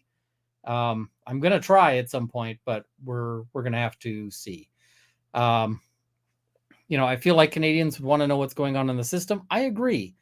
I'm actually thinking one of the things I want to do is I want to ask the court for permission to do a video recording of a trial. And I'm going to ask them to do a video recording of a trial that is just nobody you've ever heard of, like literally some random nobody. Somebody steals from the Quickie Mart. Somebody was caught dealing drugs. Somebody, whatever, right? Somebody had a knife in their pocket. Any of these things, right? And basically, I'm going to say, I will record this. It won't be a live recording. This is the pitch I want to make to the courts. I want to say, this is not going to be a live recording. You'll have the ability to edit out this video if there's something said that needs to be edited out. But then after that, I will come back and do a reaction, and I'll play this video live for you guys. And then you guys can see the court proceeding and go, all right, that's what a Canadian court proceeding looks like. So yeah. What is your law specialty? The Law Society here doesn't like you to say specialty, but I do criminal defense and firearm law. That's the stuff I'm interested in most. So yeah. So we will we'll do that at some point. I'm going to try to make that happen, and if it doesn't happen, it doesn't happen. So that's just sort of where that sits. All right, let's do a swoop. I think there's other things people wanted to talk about here. Okay, I guess another fight that's going on, and this is a Twitter fight, is so Americans, do you know about the CBC? So I'm not, it's going to take a bit because there's like a 10-second delay, but what is it?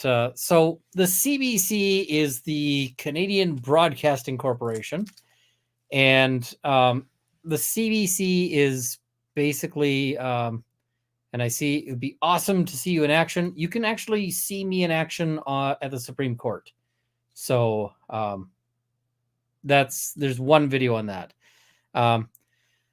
So the CBC is unhappy. And the reason why they're unhappy is because so they are the sort of public broadcaster in Canada, and they are publicly funded. And in fact, they admit this on their webpage. I'm going to bring this up because you guys might not sort of be familiar. It says funded by and serving all Canadians. Okay, cool. You know how you get to be funded by Canadians? You get money from the government, right? That's what that means. So they're, and yeah, they're 69% funded by the government. They got very unhappy because Pierre Poilievre, who some people like and some people really don't like, and I will tell you, I am mixed on. I'm mixed, right? There's not a lot of politicians I just straight up like. In fact, there's very, very few that I just straight up like. But CBC indicated that they, so because of that, Twitter flagged them as government funded. And so, yeah, that's kind of the long and short of that. But what do you call it? They then go and they're upset. CBC makes a statement that says, "We are pausing our activities on Twitter." So they are, backing out on that. Elon Musk has just stated, he just posted a tweet just now, and he says that they adjusted their label to say that CBC is now 69% government-funded media, which is funny as heck. So I'm just trying to find the CBC main page here, because they got so many different things. So I don't know. I'm not seeing the actual thing up on CBC, but yeah, we'll just have to let that get sorted out. Ultimately, this is a pissing match between a billionaire and, as much as the government or CBC says that they're independent, they certainly have seemed to show some bias in the past. And why I'll say that is that they launched a suit against the Conservative Party in the middle of an election, claiming that it was copyright infringement, which ultimately was tossed. And I see it's just at CBC. Let's try that, because they've got so many different things.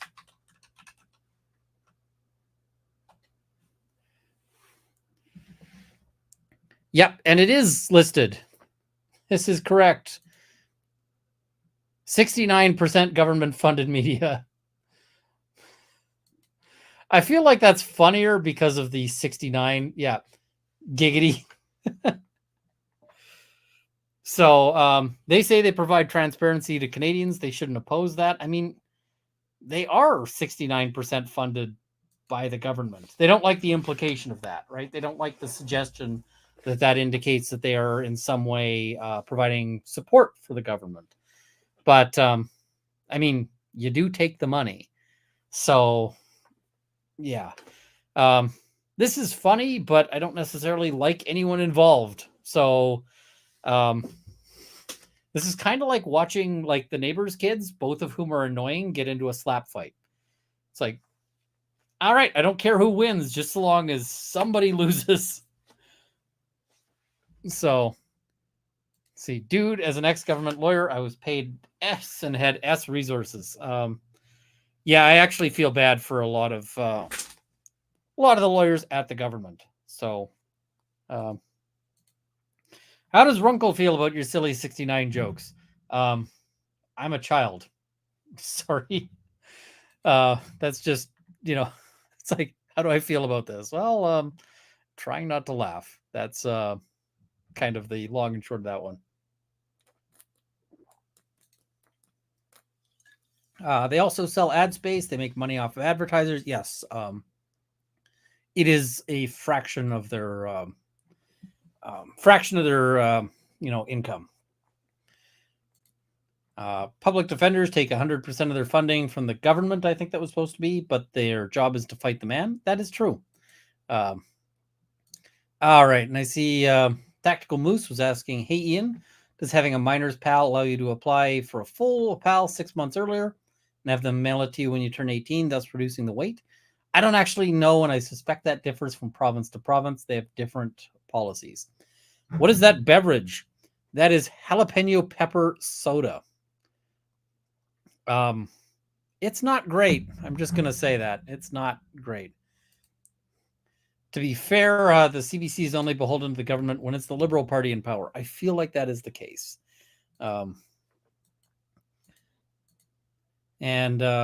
Yes, we have the Trudeau question there. All right. So this is, this is just kind of a general circus. And I don't know. It's just a weird sort of circumstance there. All right, now I had an idea for a. Let me see if I can pull up a video clip here. Just gonna try to add, and I lost the. Let's pull up. Let's play everybody's favorite. We call it game show. And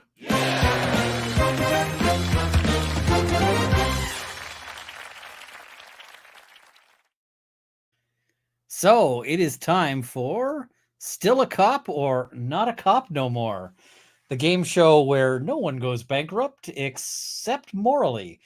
All right, how is everyone doing?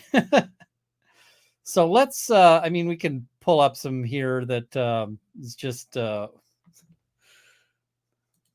this is one I was looking at earlier.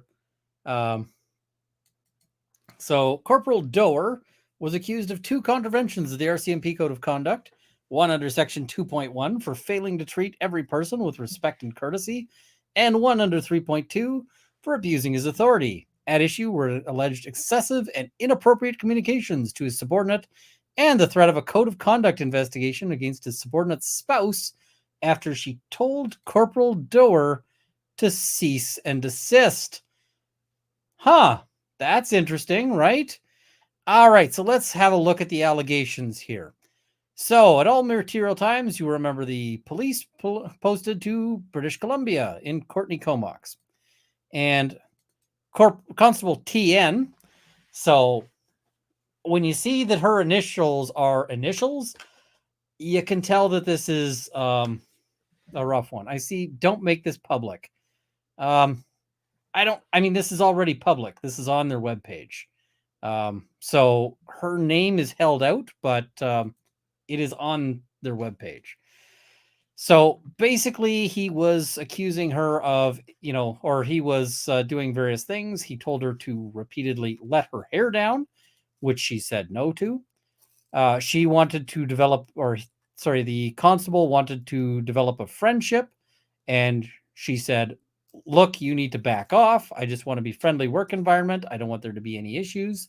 So that's, that aspect there.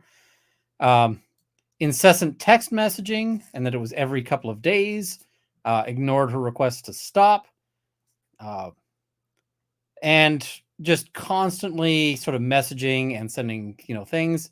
Are you staying in Courtney or Campbell River tonight? Just miss you. And our pending work divorce. Just want to be a big part of your life. That kind of thing. So I love that Canada makes these public. Not all of them, but these are RCMP ones, and they do. So, it's just continuing communication and harassment.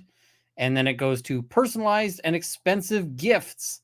Next up is requests to meet outside the work setting. So basically asking about her relationship with her spouse and so forth. She didn't want to do that. Personalized and expensive gifts. So for Mother's Day, he left her a Mother's Day gift on her personal vehicle, which was chocolates, card, and a personalized pen from one of his daughters. That's weird.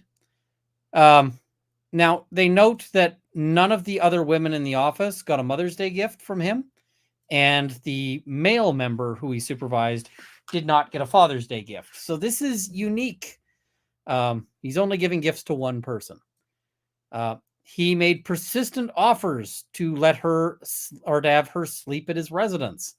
And he said basically you could sleep in the daughter's bedroom, the trailer, or his room. Yeah. Multiple affectionate nicknames. That was not great. Stated that you had a crush on her. So various sexualized comments were made. So we're getting into even worse stuff. Inappropriate videos and photos. And so sent a video of a man singing happy birthday in his underwear. Apparently not him, but a man in his underwear to her. And also a picture of Wang, basically. A picture of Cucumber. Which with the caption, it showed feet and also other things. And it said, ever cut your nails too short? And yeah.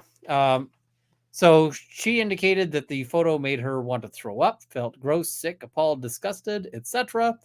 And yeah, she blocked his number.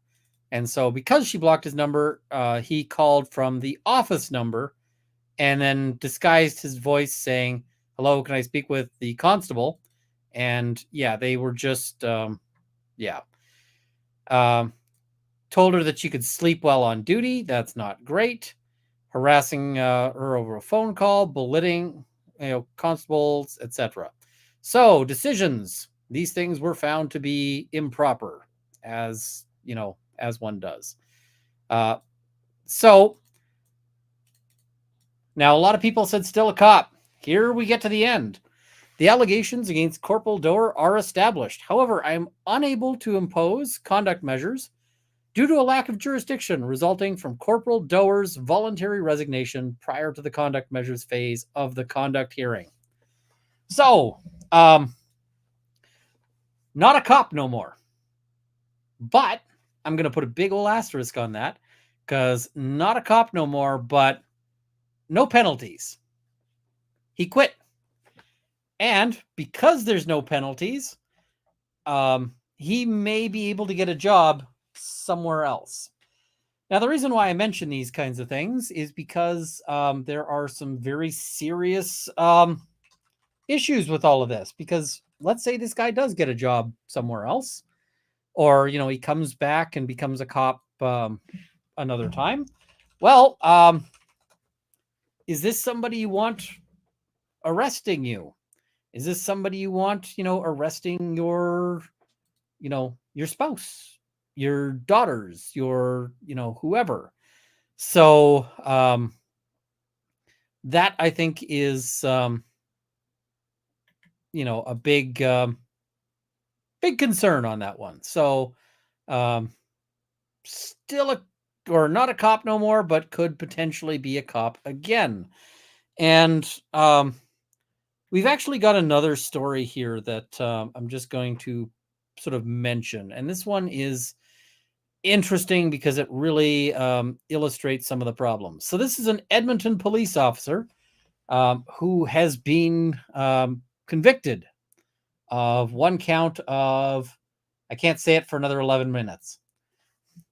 So, Edmonton police officer convicted of bad things argues for no criminal record. He's been convicted, or he's been found guilty, rather. He's asking for a conditional discharge. So, Yeah, and the officer or the fellow officer who reported him said that it was mortifying and intrusive, and that she felt largely unsupported by her employer until there was a finding of guilt in the case. Now, there's his picture, which is from Instagram. So that's, make that of what you will. But he was on leave from work following a PTSD diagnosis, but had been given permission to continue working out at headquarters. And that's apparently when this occurred. So they're having an argument as to whether or not that he'll get jail time for this, or if he will instead end up, he's asking for a sentence where he will just do some probation. And then if he does the probation, that at the end of it, that he gets no jail sentence. So, no criminal record. So, yeah, the defense is asking for that. Now, here's the other thing. He remains employed with the service, but that he's currently suspended without pay. This guy, still a cop. Still a cop. And if he gets the conditional discharge, he won't get a criminal record. And you know what that means? He might continue to be a cop. Now, I have a saying that, I sort of talk about, I say basically that good cops deserve to work only with other good cops. And, this officer who was assaulted here really deserves to not have to work with this guy, right? Deserves to work with, deserves to be able to work out without any sort of concern, without any sort of, this kind of thing. So I think that's real bad, right? I think that's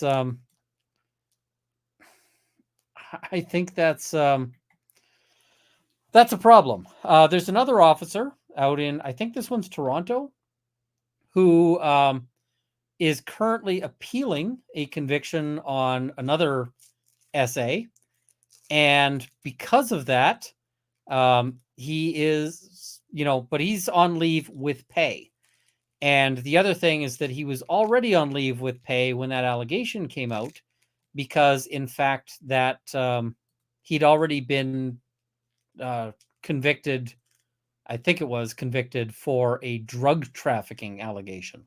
It becomes very difficult to get police officers off the force.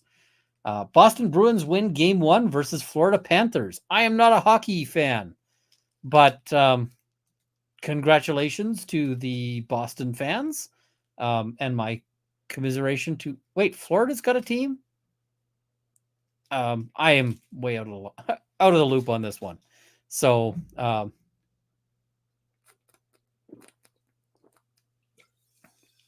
right. So there is some good news. And one of the good news things is an article that was just reported today. And that is this. I'm going to pour out the rest of this soda. It's just not good. I'm going to go get the pickle soda in a second. So, Canadian coroners starting to reject excited delirium as cause of police-related deaths. Now, let's talk about what excited delirium is. Excited delirium is this, supposed thing where people get into a struggle with the police and then die. And it's a cause of death that only ever happens around police, right? Which seems weird. Anything that you would think would be able to kill people, you would think would be something that might kill people when police aren't around.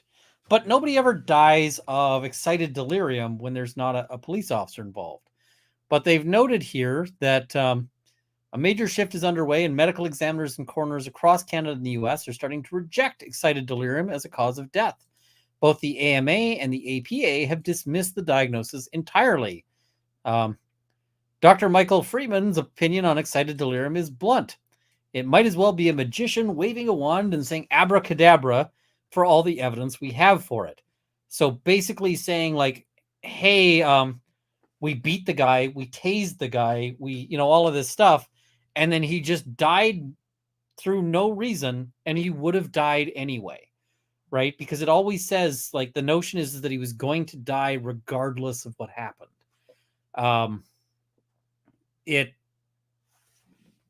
It's ridiculous to me. So, and they say, like, it's an interesting theory which always directs the gaze for the cause of death away from the restraining personnel. So if you say it's excited delirium, it's basically the fault of the person who died. Then you don't have to look any further. You don't have to look at how potentially the restraint killed the person. Excited delirium is often sort of brought up whenever somebody is killed after they're tased, in some cases tased repeatedly, like 9, 10 times. And,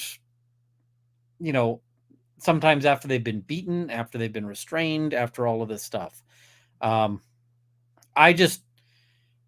thing is it's really weird when you don't have this happen to anyone else in any other scenario, right? It's just this mysterious cause of death that only follows police around, but it's totally unrelated to the police. They would have happened to them anyway, right? There have been a bunch of cases where they've cited this, and frankly, I always think that it's ridiculous. But the same expert that they interviewed noted that he said that he was heartened by the influence or by the move away from excited delirium, but he wouldn't be surprised to see it replaced by some new explanation for in-custody deaths. He says there's still going to be an interest in finding an exculpatory diagnosis when there's a death that occurs in restraint, because there's still people who believe you can't die from restraint. So, yeah, it's we'll have to see on that one. All right. I saw people wanted to see me try a pickle soda.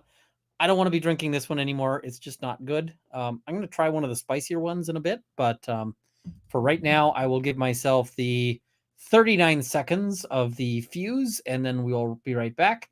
And when we're back, we will probably be into spice territory.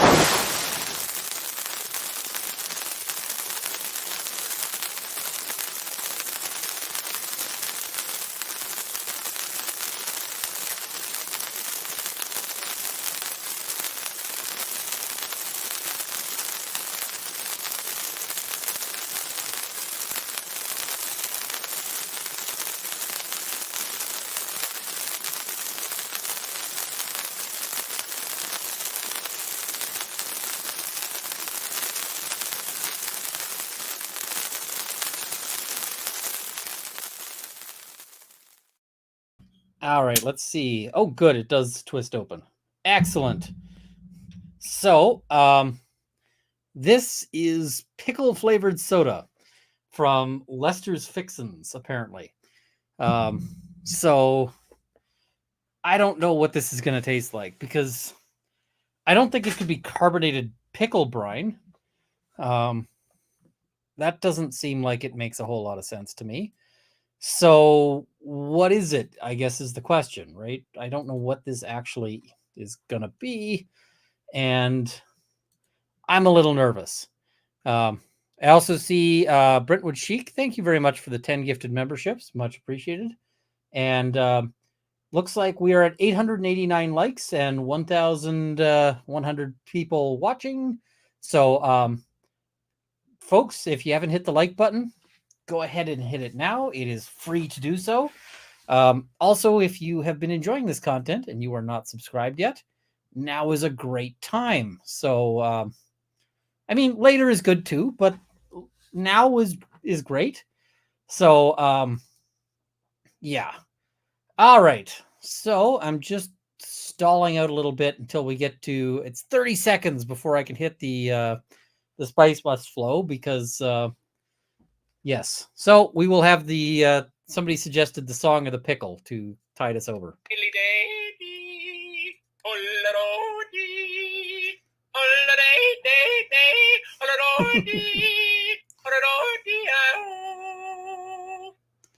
All right, so we've got our pickle song there, and I think we will head over to, and I think we're at this point.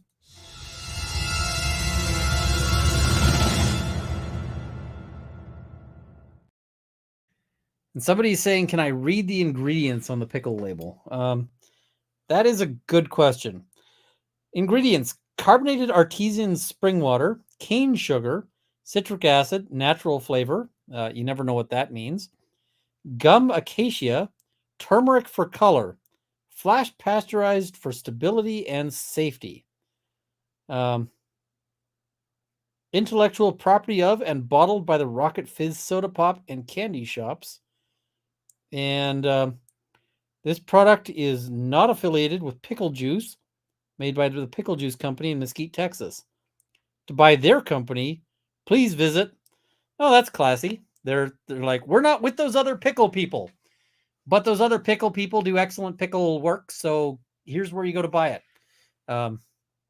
There is no pickle, but it does have natural flavor.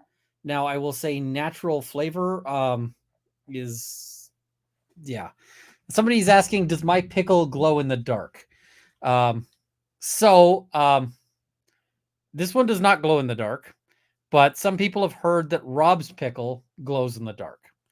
And I see Rob is in the chat, so now is a great time to tell people that, see, effing pickle, lol. Now is a great time to tell people that Rob's pickle apparently is best used in the dark. So it is optimized for use in the dark. And make of that what you will, chat. All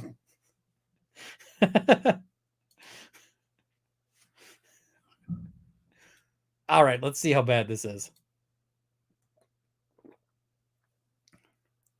Oh, pickle and sugar are two great tastes that could have never met. And that would have been okay. Because, huh.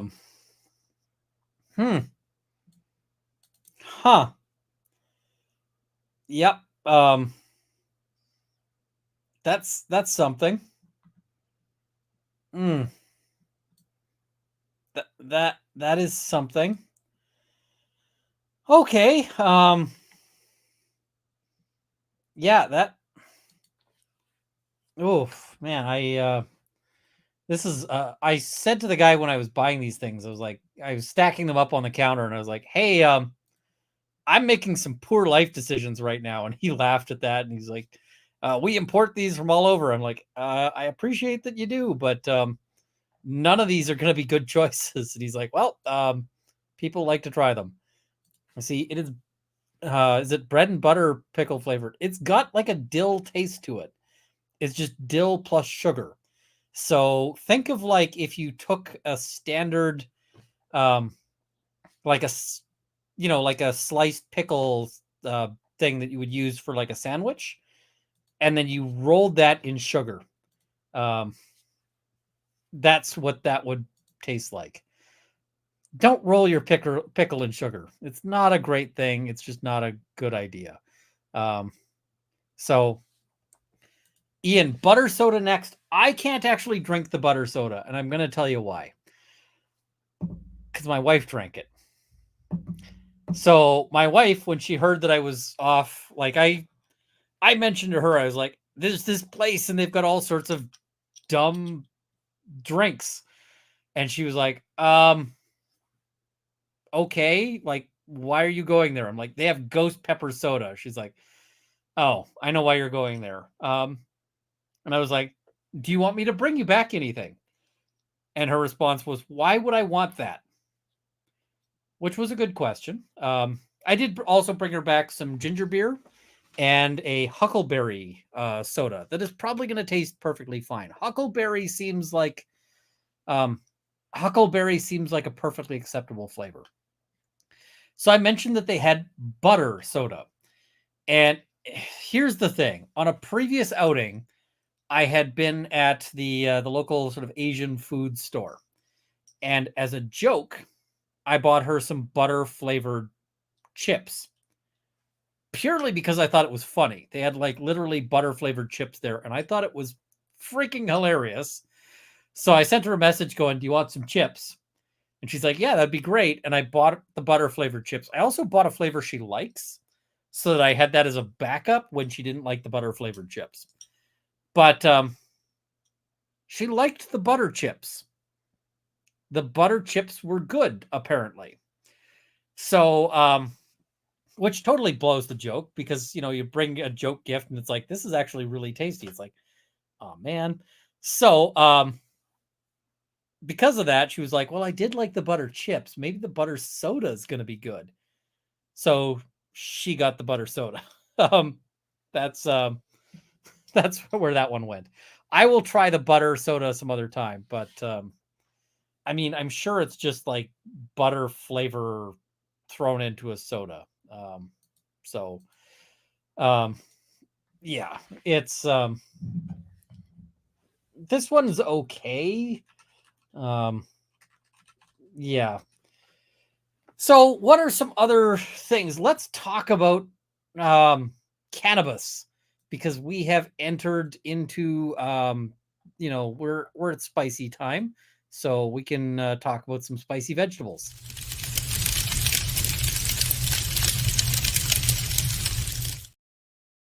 All right, so spicy vegetables in the sense of like various sort of developments in weed,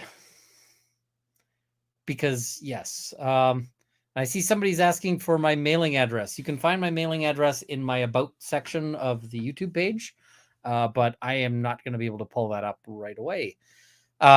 So Quebec right now is dealing with so over in Quebec, if you want to buy weed, edibles specifically, you can't buy any edible that is sweetened or flavored with chocolate or anything that is considered appealing to young people. And so instead, they do have edibles out in Quebec. And the way those edibles work is that they are things like infused mushrooms and infused berries, and like dried fruit and dried figs and so forth. Now, experts who've looked at this have said that Quebec is, Quebec with their market of like dried reishi mushrooms and dried beets that are infused with THC and so forth, has said that, oh yeah, well, we've got these edibles available now. Well, here's the problem that they're dealing with, which is that tons of people out there are still getting edibles. They're just entirely getting them from the black market.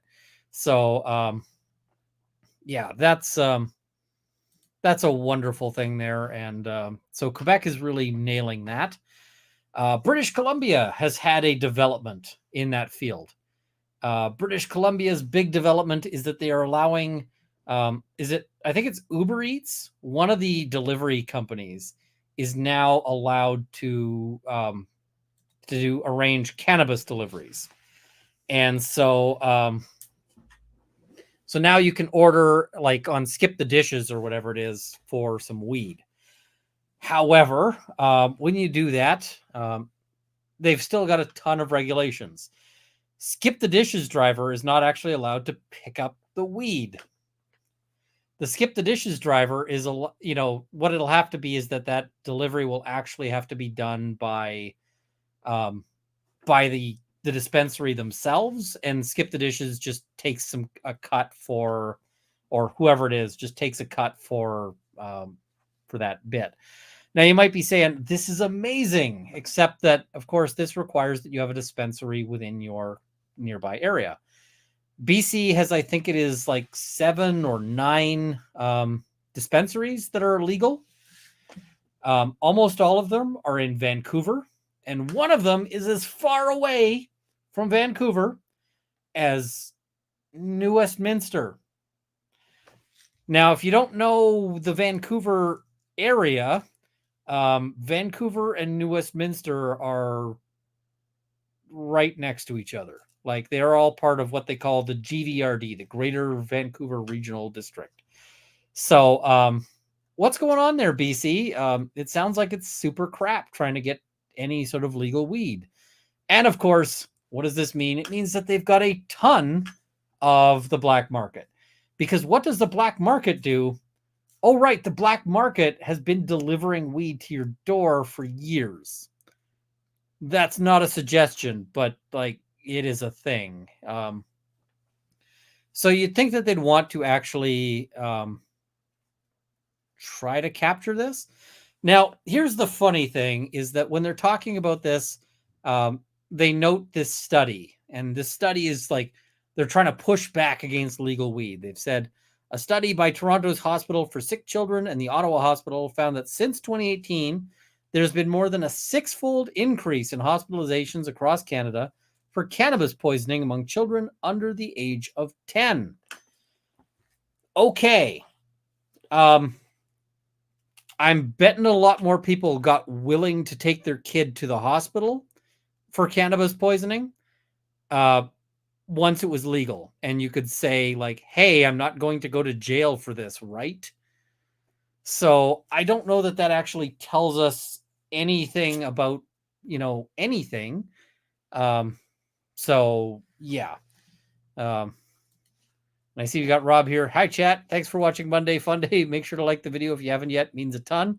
I'm guessing Rob is probably in the shop right now, but that is a good place to be. I have not gotten any shop time in a while, and it's making me sad, but I'm not going to get any tonight. So, what is it? You can get cannabis poisoning? Yes, but I don't think there's been any known deaths from it, but I could be wrong on that. It doesn't seem that hard to cannabis poisoning. You mean they got too high and started throwing up? Yep, that is kind of what we're looking at there.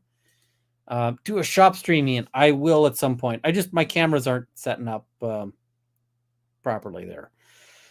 So yeah, but we've got another case. That's not all that's going on in the wild world of weed. Because there is a constitutional challenge that I kind of want to follow. I kind of want to do some coverage on this one because it's going to be interesting. We're going to have to see what happens, but let's just... Whoop. I got... drinking too much soda is giving me hiccups. All right. So we're just pulling this up. Manitoba man pressing on with constitutional challenge of homegrown cannabis ban.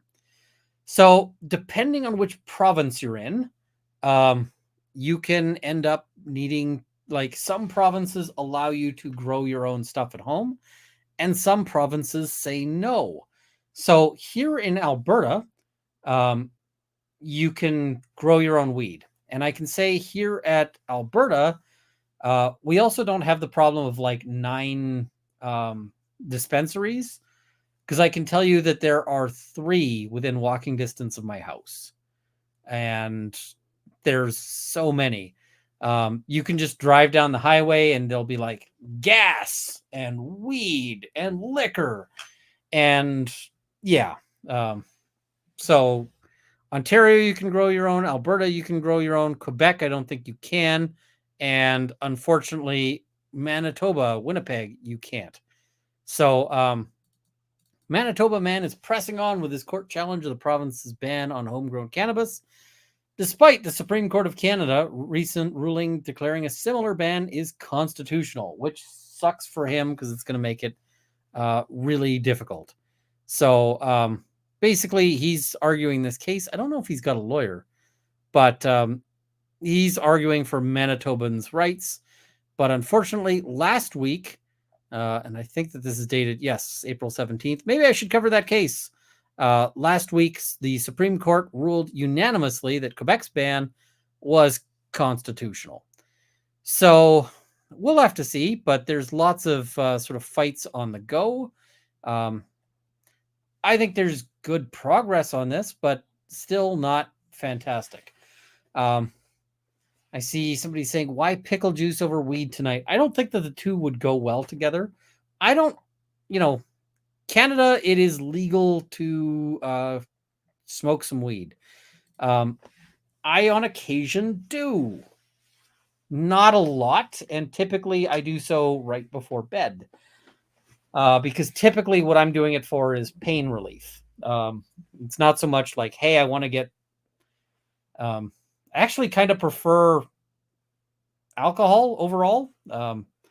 But typically I will, if I am going to smoke, it'll be before bed so that I can maybe get some sleep, because sometimes my back is just killing me. And the effect of that isn't to make it stop hurting, but it is to make it stop bothering me in the same way, if that makes sense. Like, it still hurts, but it's not quite the same level of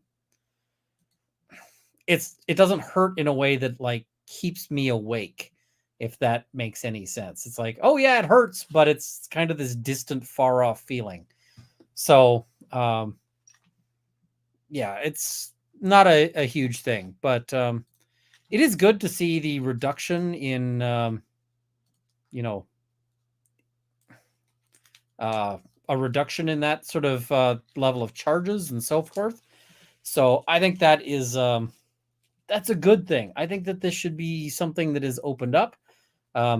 Stop charging people over, stupid stuff is kind of what I'm thinking there. So, but yeah, and there's some cases people have asked me to cover. I don't know if I will. Probably I'll just mention on this one that there is some people have asked about what has been described as the wrong house shooting, like the guy knocking on the wrong door. I don't know what the deal is on that one, because I don't know why that turned into a thing, but the guy's apparently been charged, and we'll have to get some more information. A lot of people have asked me to take a very strong position on that one and be like, hey, do you think this guy is totally a bad dude? Or, hey, do you think this guy is totally whatever? And I'm like, I don't know, right? I don't know what the circumstances were. I don't know what happened. So we're going to have to get more information before I take a strong position one way or the other. I just kind of feel that, yeah. I see it wasn't a guy. It was a child that got shot. I mean, yeah, he's 16. So I just don't know what the circumstances are, right? Because there's way too little that's known here. And I can tell you, I've seen people straight up killed or seriously injured by 16-year-olds. I don't know if that was a risk here. I have seen people, attack people without cause. I don't know. Like, I'm not going to be the guy who takes the strong position just because people are asking me to be angry about this one. I want to actually get some. I want to get some information on that first. So, yeah, and I know that's probably going to tick people off, but I just want to get some information before I take that position. So, yeah. I see kid was on the wrong road, but I don't expect an opinion if you aren't informed yet. I mean, I just don't know what was going on, right? And it might be that he was on the wrong road, gets upset because there's all of that. I see he was shot through a door after ringing the bell. This is the problem. I'm getting a whole bunch of different reports because I've seen other people claim that he was shot inside the house. I don't know, right? And these things are really important, because if he's shot through the door, that's very different than if he's shot in the house, and I just can't say. So at the end of the day, it's just like, I don't know, right? And we're just going to have to wait and see. I'll try to follow it because I know that there are people who are, interested in that one, but I just don't know at this stage. So I don't know what things are accurate, which things aren't. And until I actually have my feet under me on that one, I just can't really say. And we've got similar issues that are happening here. A guy in Burnaby, which is, sort of right in my neck of the woods when I was a kid, was just arrested for fatally stabbing a 17-year-old on a bus. So, and he was charged with second-degree murder. I don't know what that one's about either, and we're gonna have to see on that one. I may follow that one as well, just because it's a Canadian case, and I'm a Canadian, lawyer. But we will see. Lots of stuff that is on the go and is going to be extremely complicated. So now that I think sort of wraps up the stuff I wanted to talk about, although I haven't gotten to all the drinks I wanted to drink. So I may have to do reviews of those over time. Are there any other stories that I'm missing here? Because there's a whole bunch of things, and I'm just not sure if I'm missing thinking of that one. I am not Canadian content, so I am not sure on this one as to whether it was Canadian content or not, but we'll just have to see. So I am not at the moment. Oh, yes, GWAX. I was forgetting about GWAX. So I'm going to do a video on GWAX. I'm going to do a bit more of a deep dive, but I can give you a really brief rundown on GWAX. So what has happened in GWAX? And if you don't remember, GWAX is this anti-gun gun company that's suing somebody over IP claims, but they don't actually have any IP to speak of. It's really weird and ridiculous and bizarre. So there were motions to throw out various arguments before a jury trial, and the court basically cut down a ton of those. Cut down a ton of the cases. Now, GWAX filed a motion to reconsider, which is basically saying, court, we think you made a mistake. We want you to reevaluate, re-examine this decision that you made on this one issue that they threw out, which was infringement with respect to the Mark II.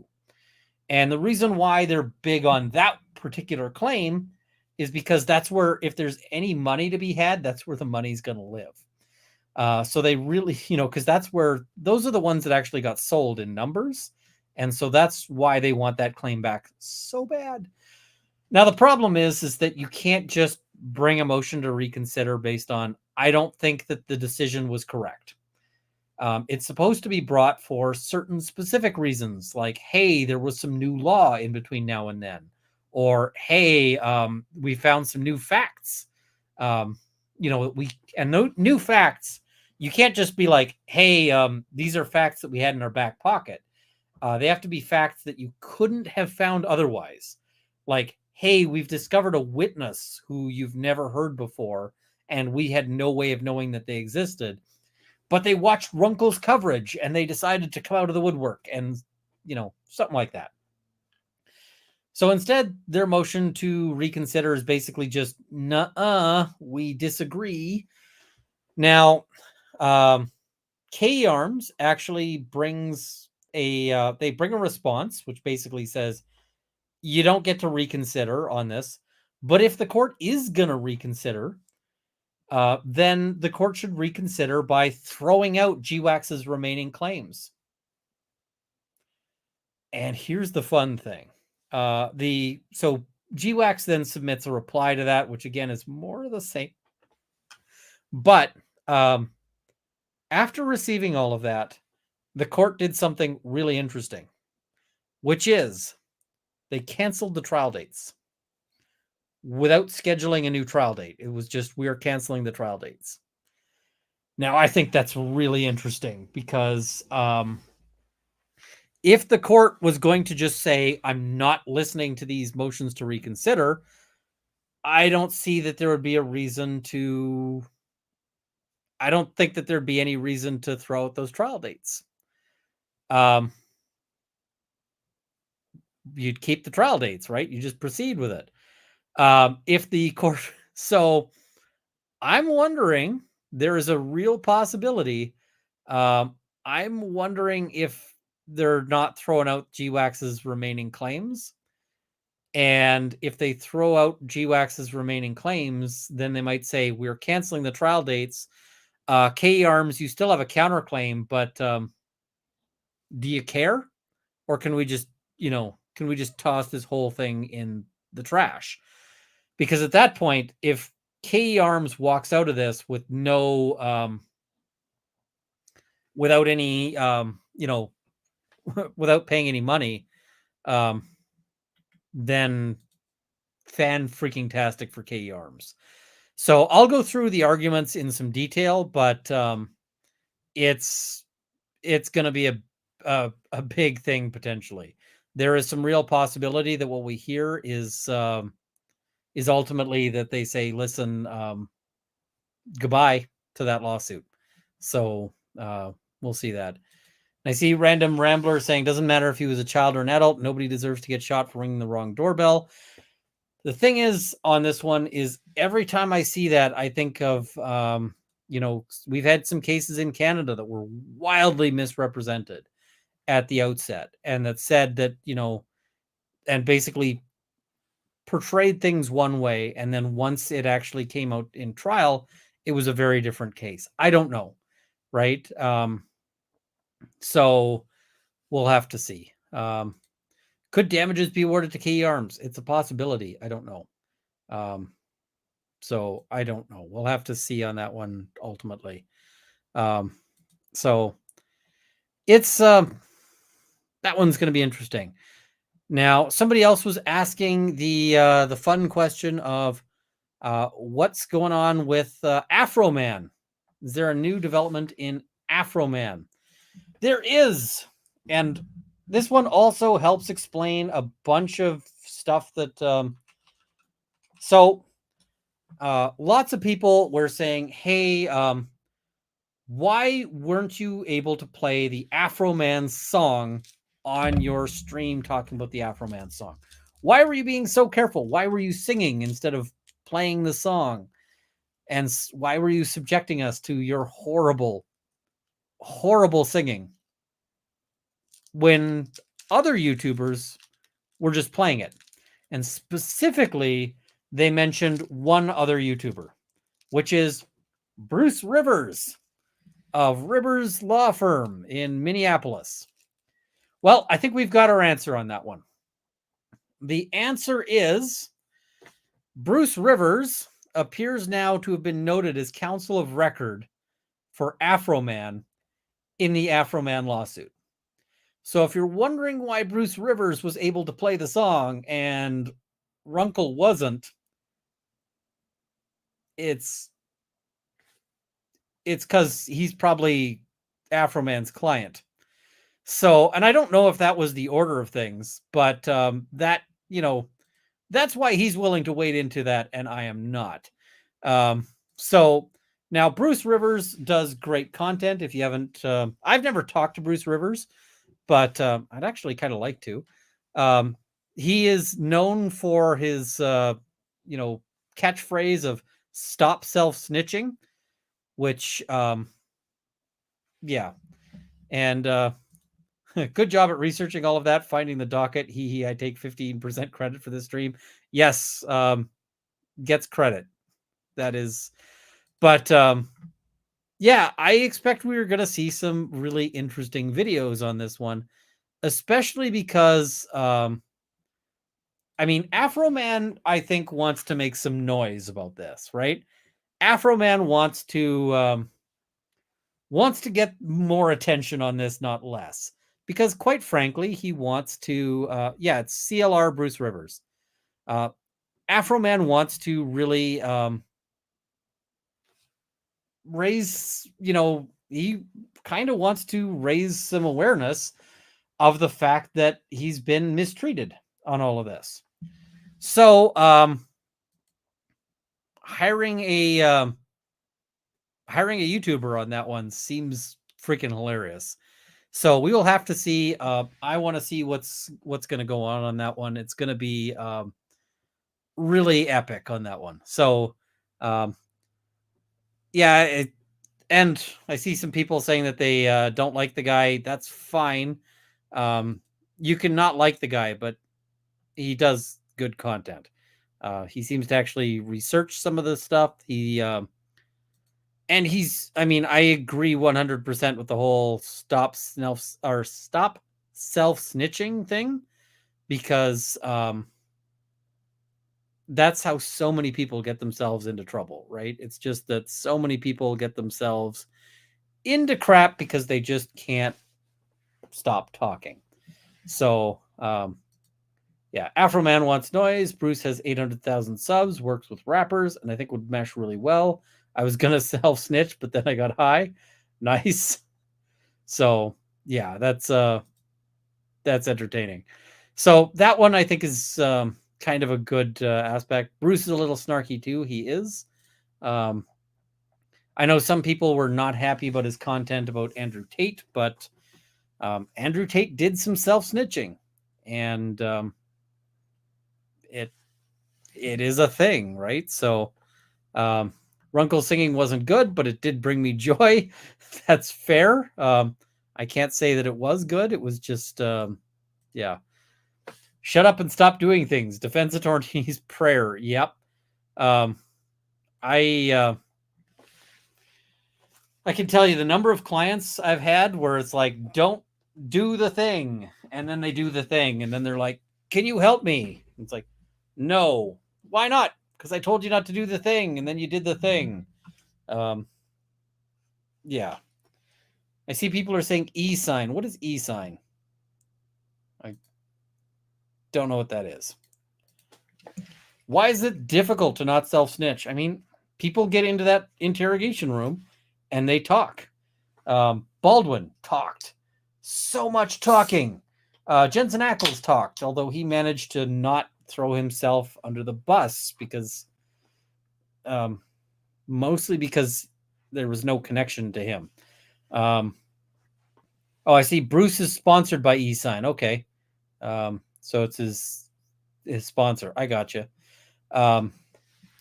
It's just people want to talk. They want to defend themselves. They want to explain themselves. And explaining yourself is almost always the wrong choice. Because all you can usually do is explain yourself into more trouble. So, yeah. Would KE Arms be awarded fees? I don't know if they're going to get fees, but I think they'd be happy, quite frankly, to walk out of here just with only their own costs. I think they would be happy with that. I would, if I was walking out of there just free of the lawsuit, I would be breaking open champagne. If I was and I think that they're going to be doing that, but I mean, getting out of there without a trial is champagne time because you've avoided all of those costs. If if they actually get paid for it, then even better. And yeah, Ian should be marketing the remote control collar for clients. I feel like a collar is too big. I'm thinking something around like that diameter, maybe, for the shocks. Just, more effective. Just kind of, yeah. So I see people saying it's like DocuSign. Now, I don't know. I was supposed to have Nightbot operating today. Nightbot doesn't seem to be doing a thing. Runkle of the Bailey, which is the easier client? Innocent but can't shut up, or guilty but never opens his mouth? I can tell you the second guy is probably not going to be found guilty, and the first guy might.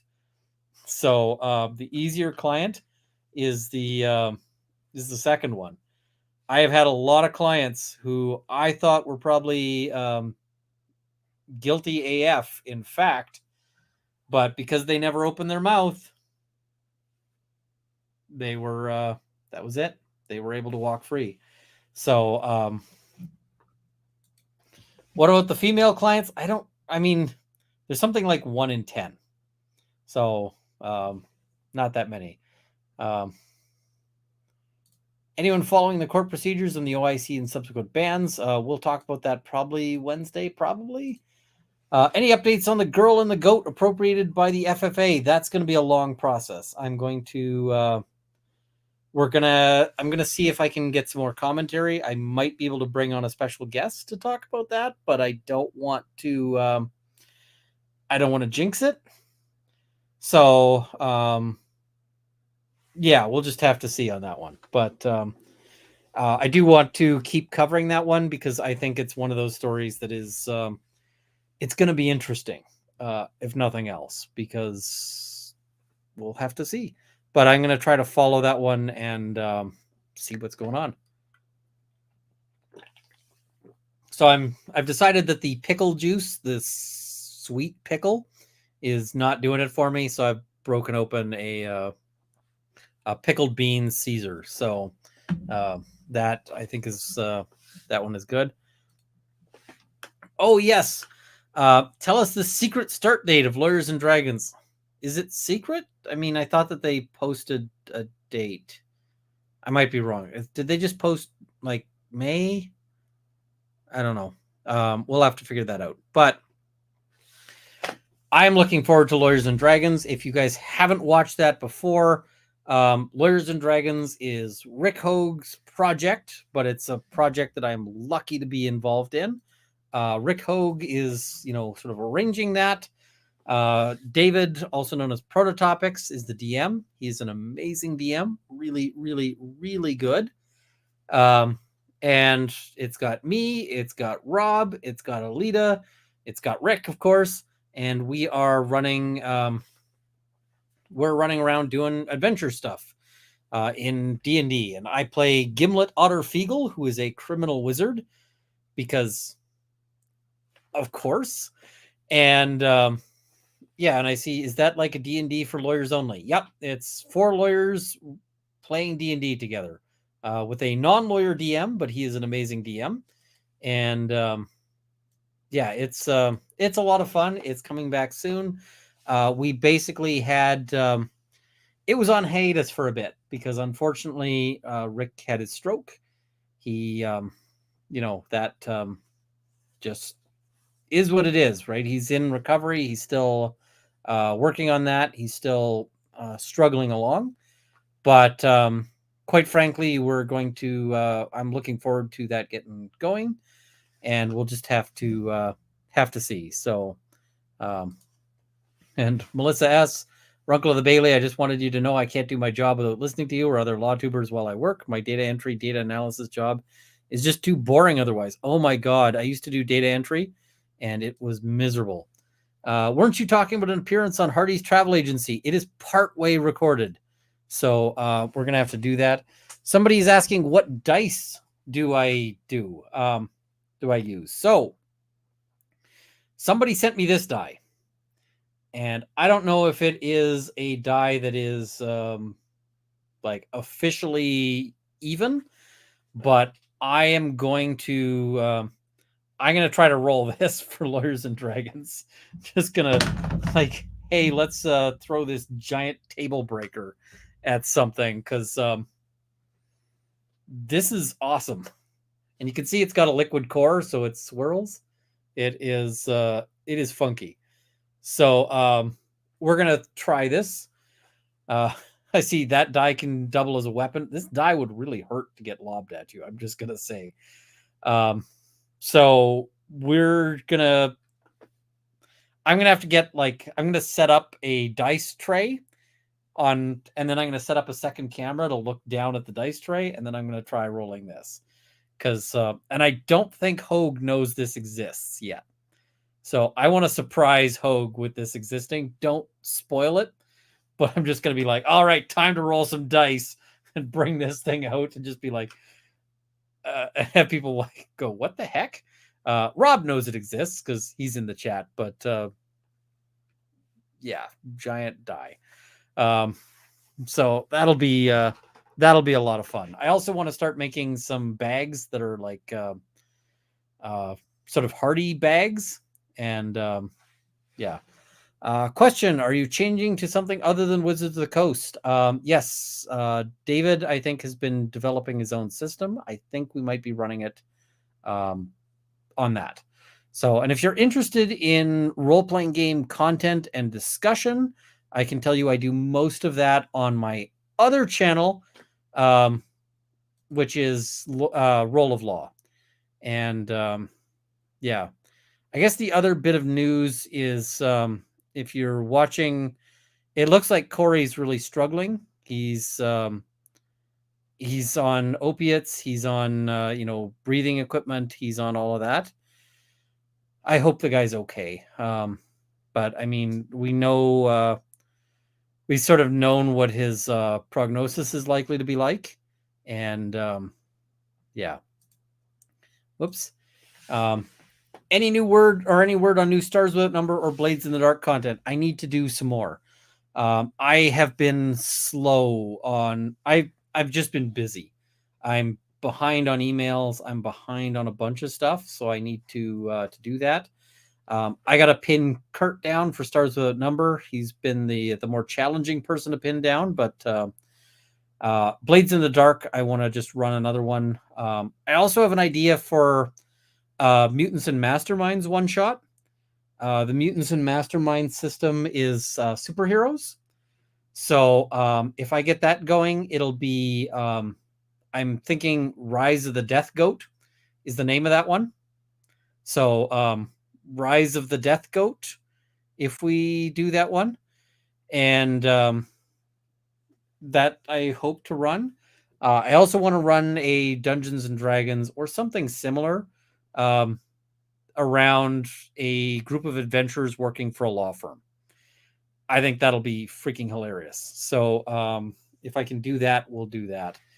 Yeah, I see. I keep thinking Corey will live forever. I hope.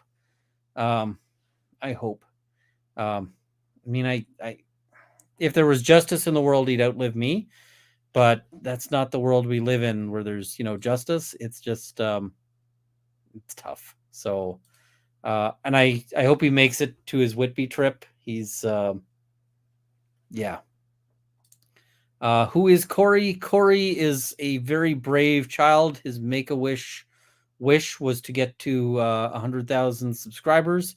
He's blown past that, but he's got basically a condition that causes heart failure. He's not going through another transplant. He's had 2 before, and so it's tough. It's a tough system or a tough thing there. Have you ever tried Hero Systems Champions? I have not.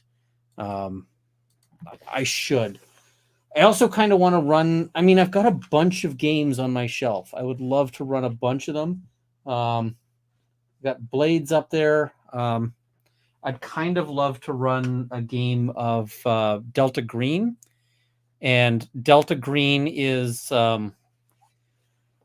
basically Cthulhu mythos, but with like secret cells within like the United States.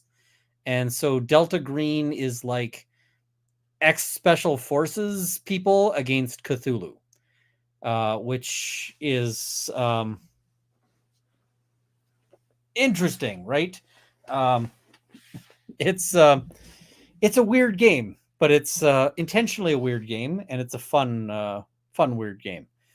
All right, we've been at this for nearly 3 hours. I think I'm gonna wrap up because I need to record like 2 more videos, and that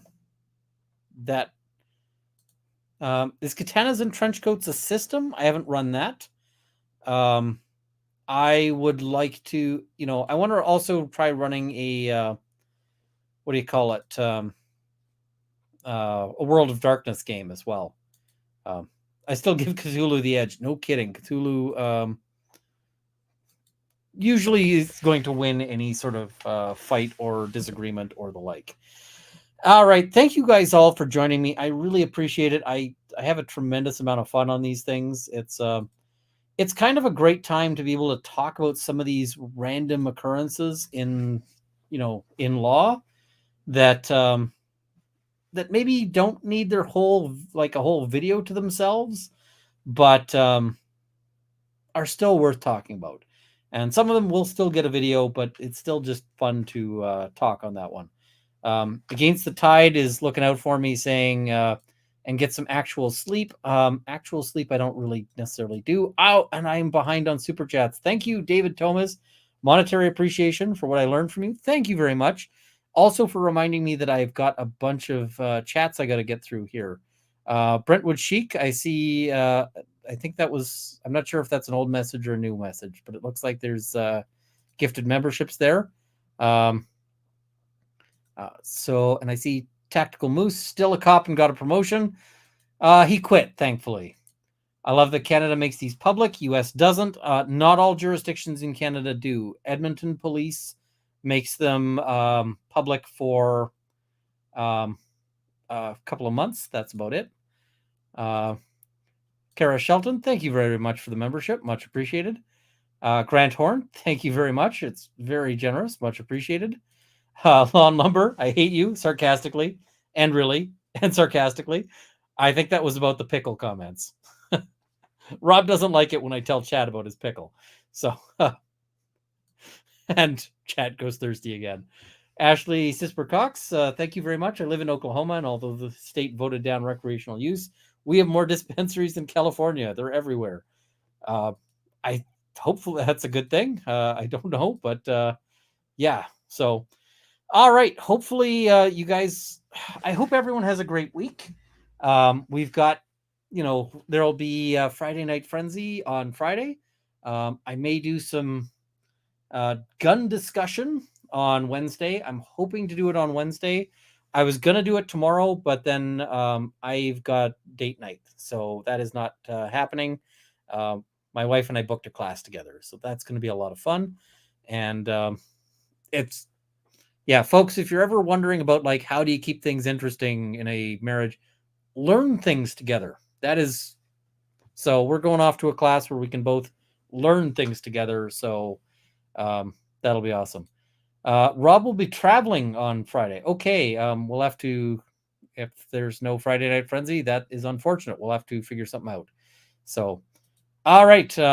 That's about it. I'm going to hit the outro button here and see you guys next time.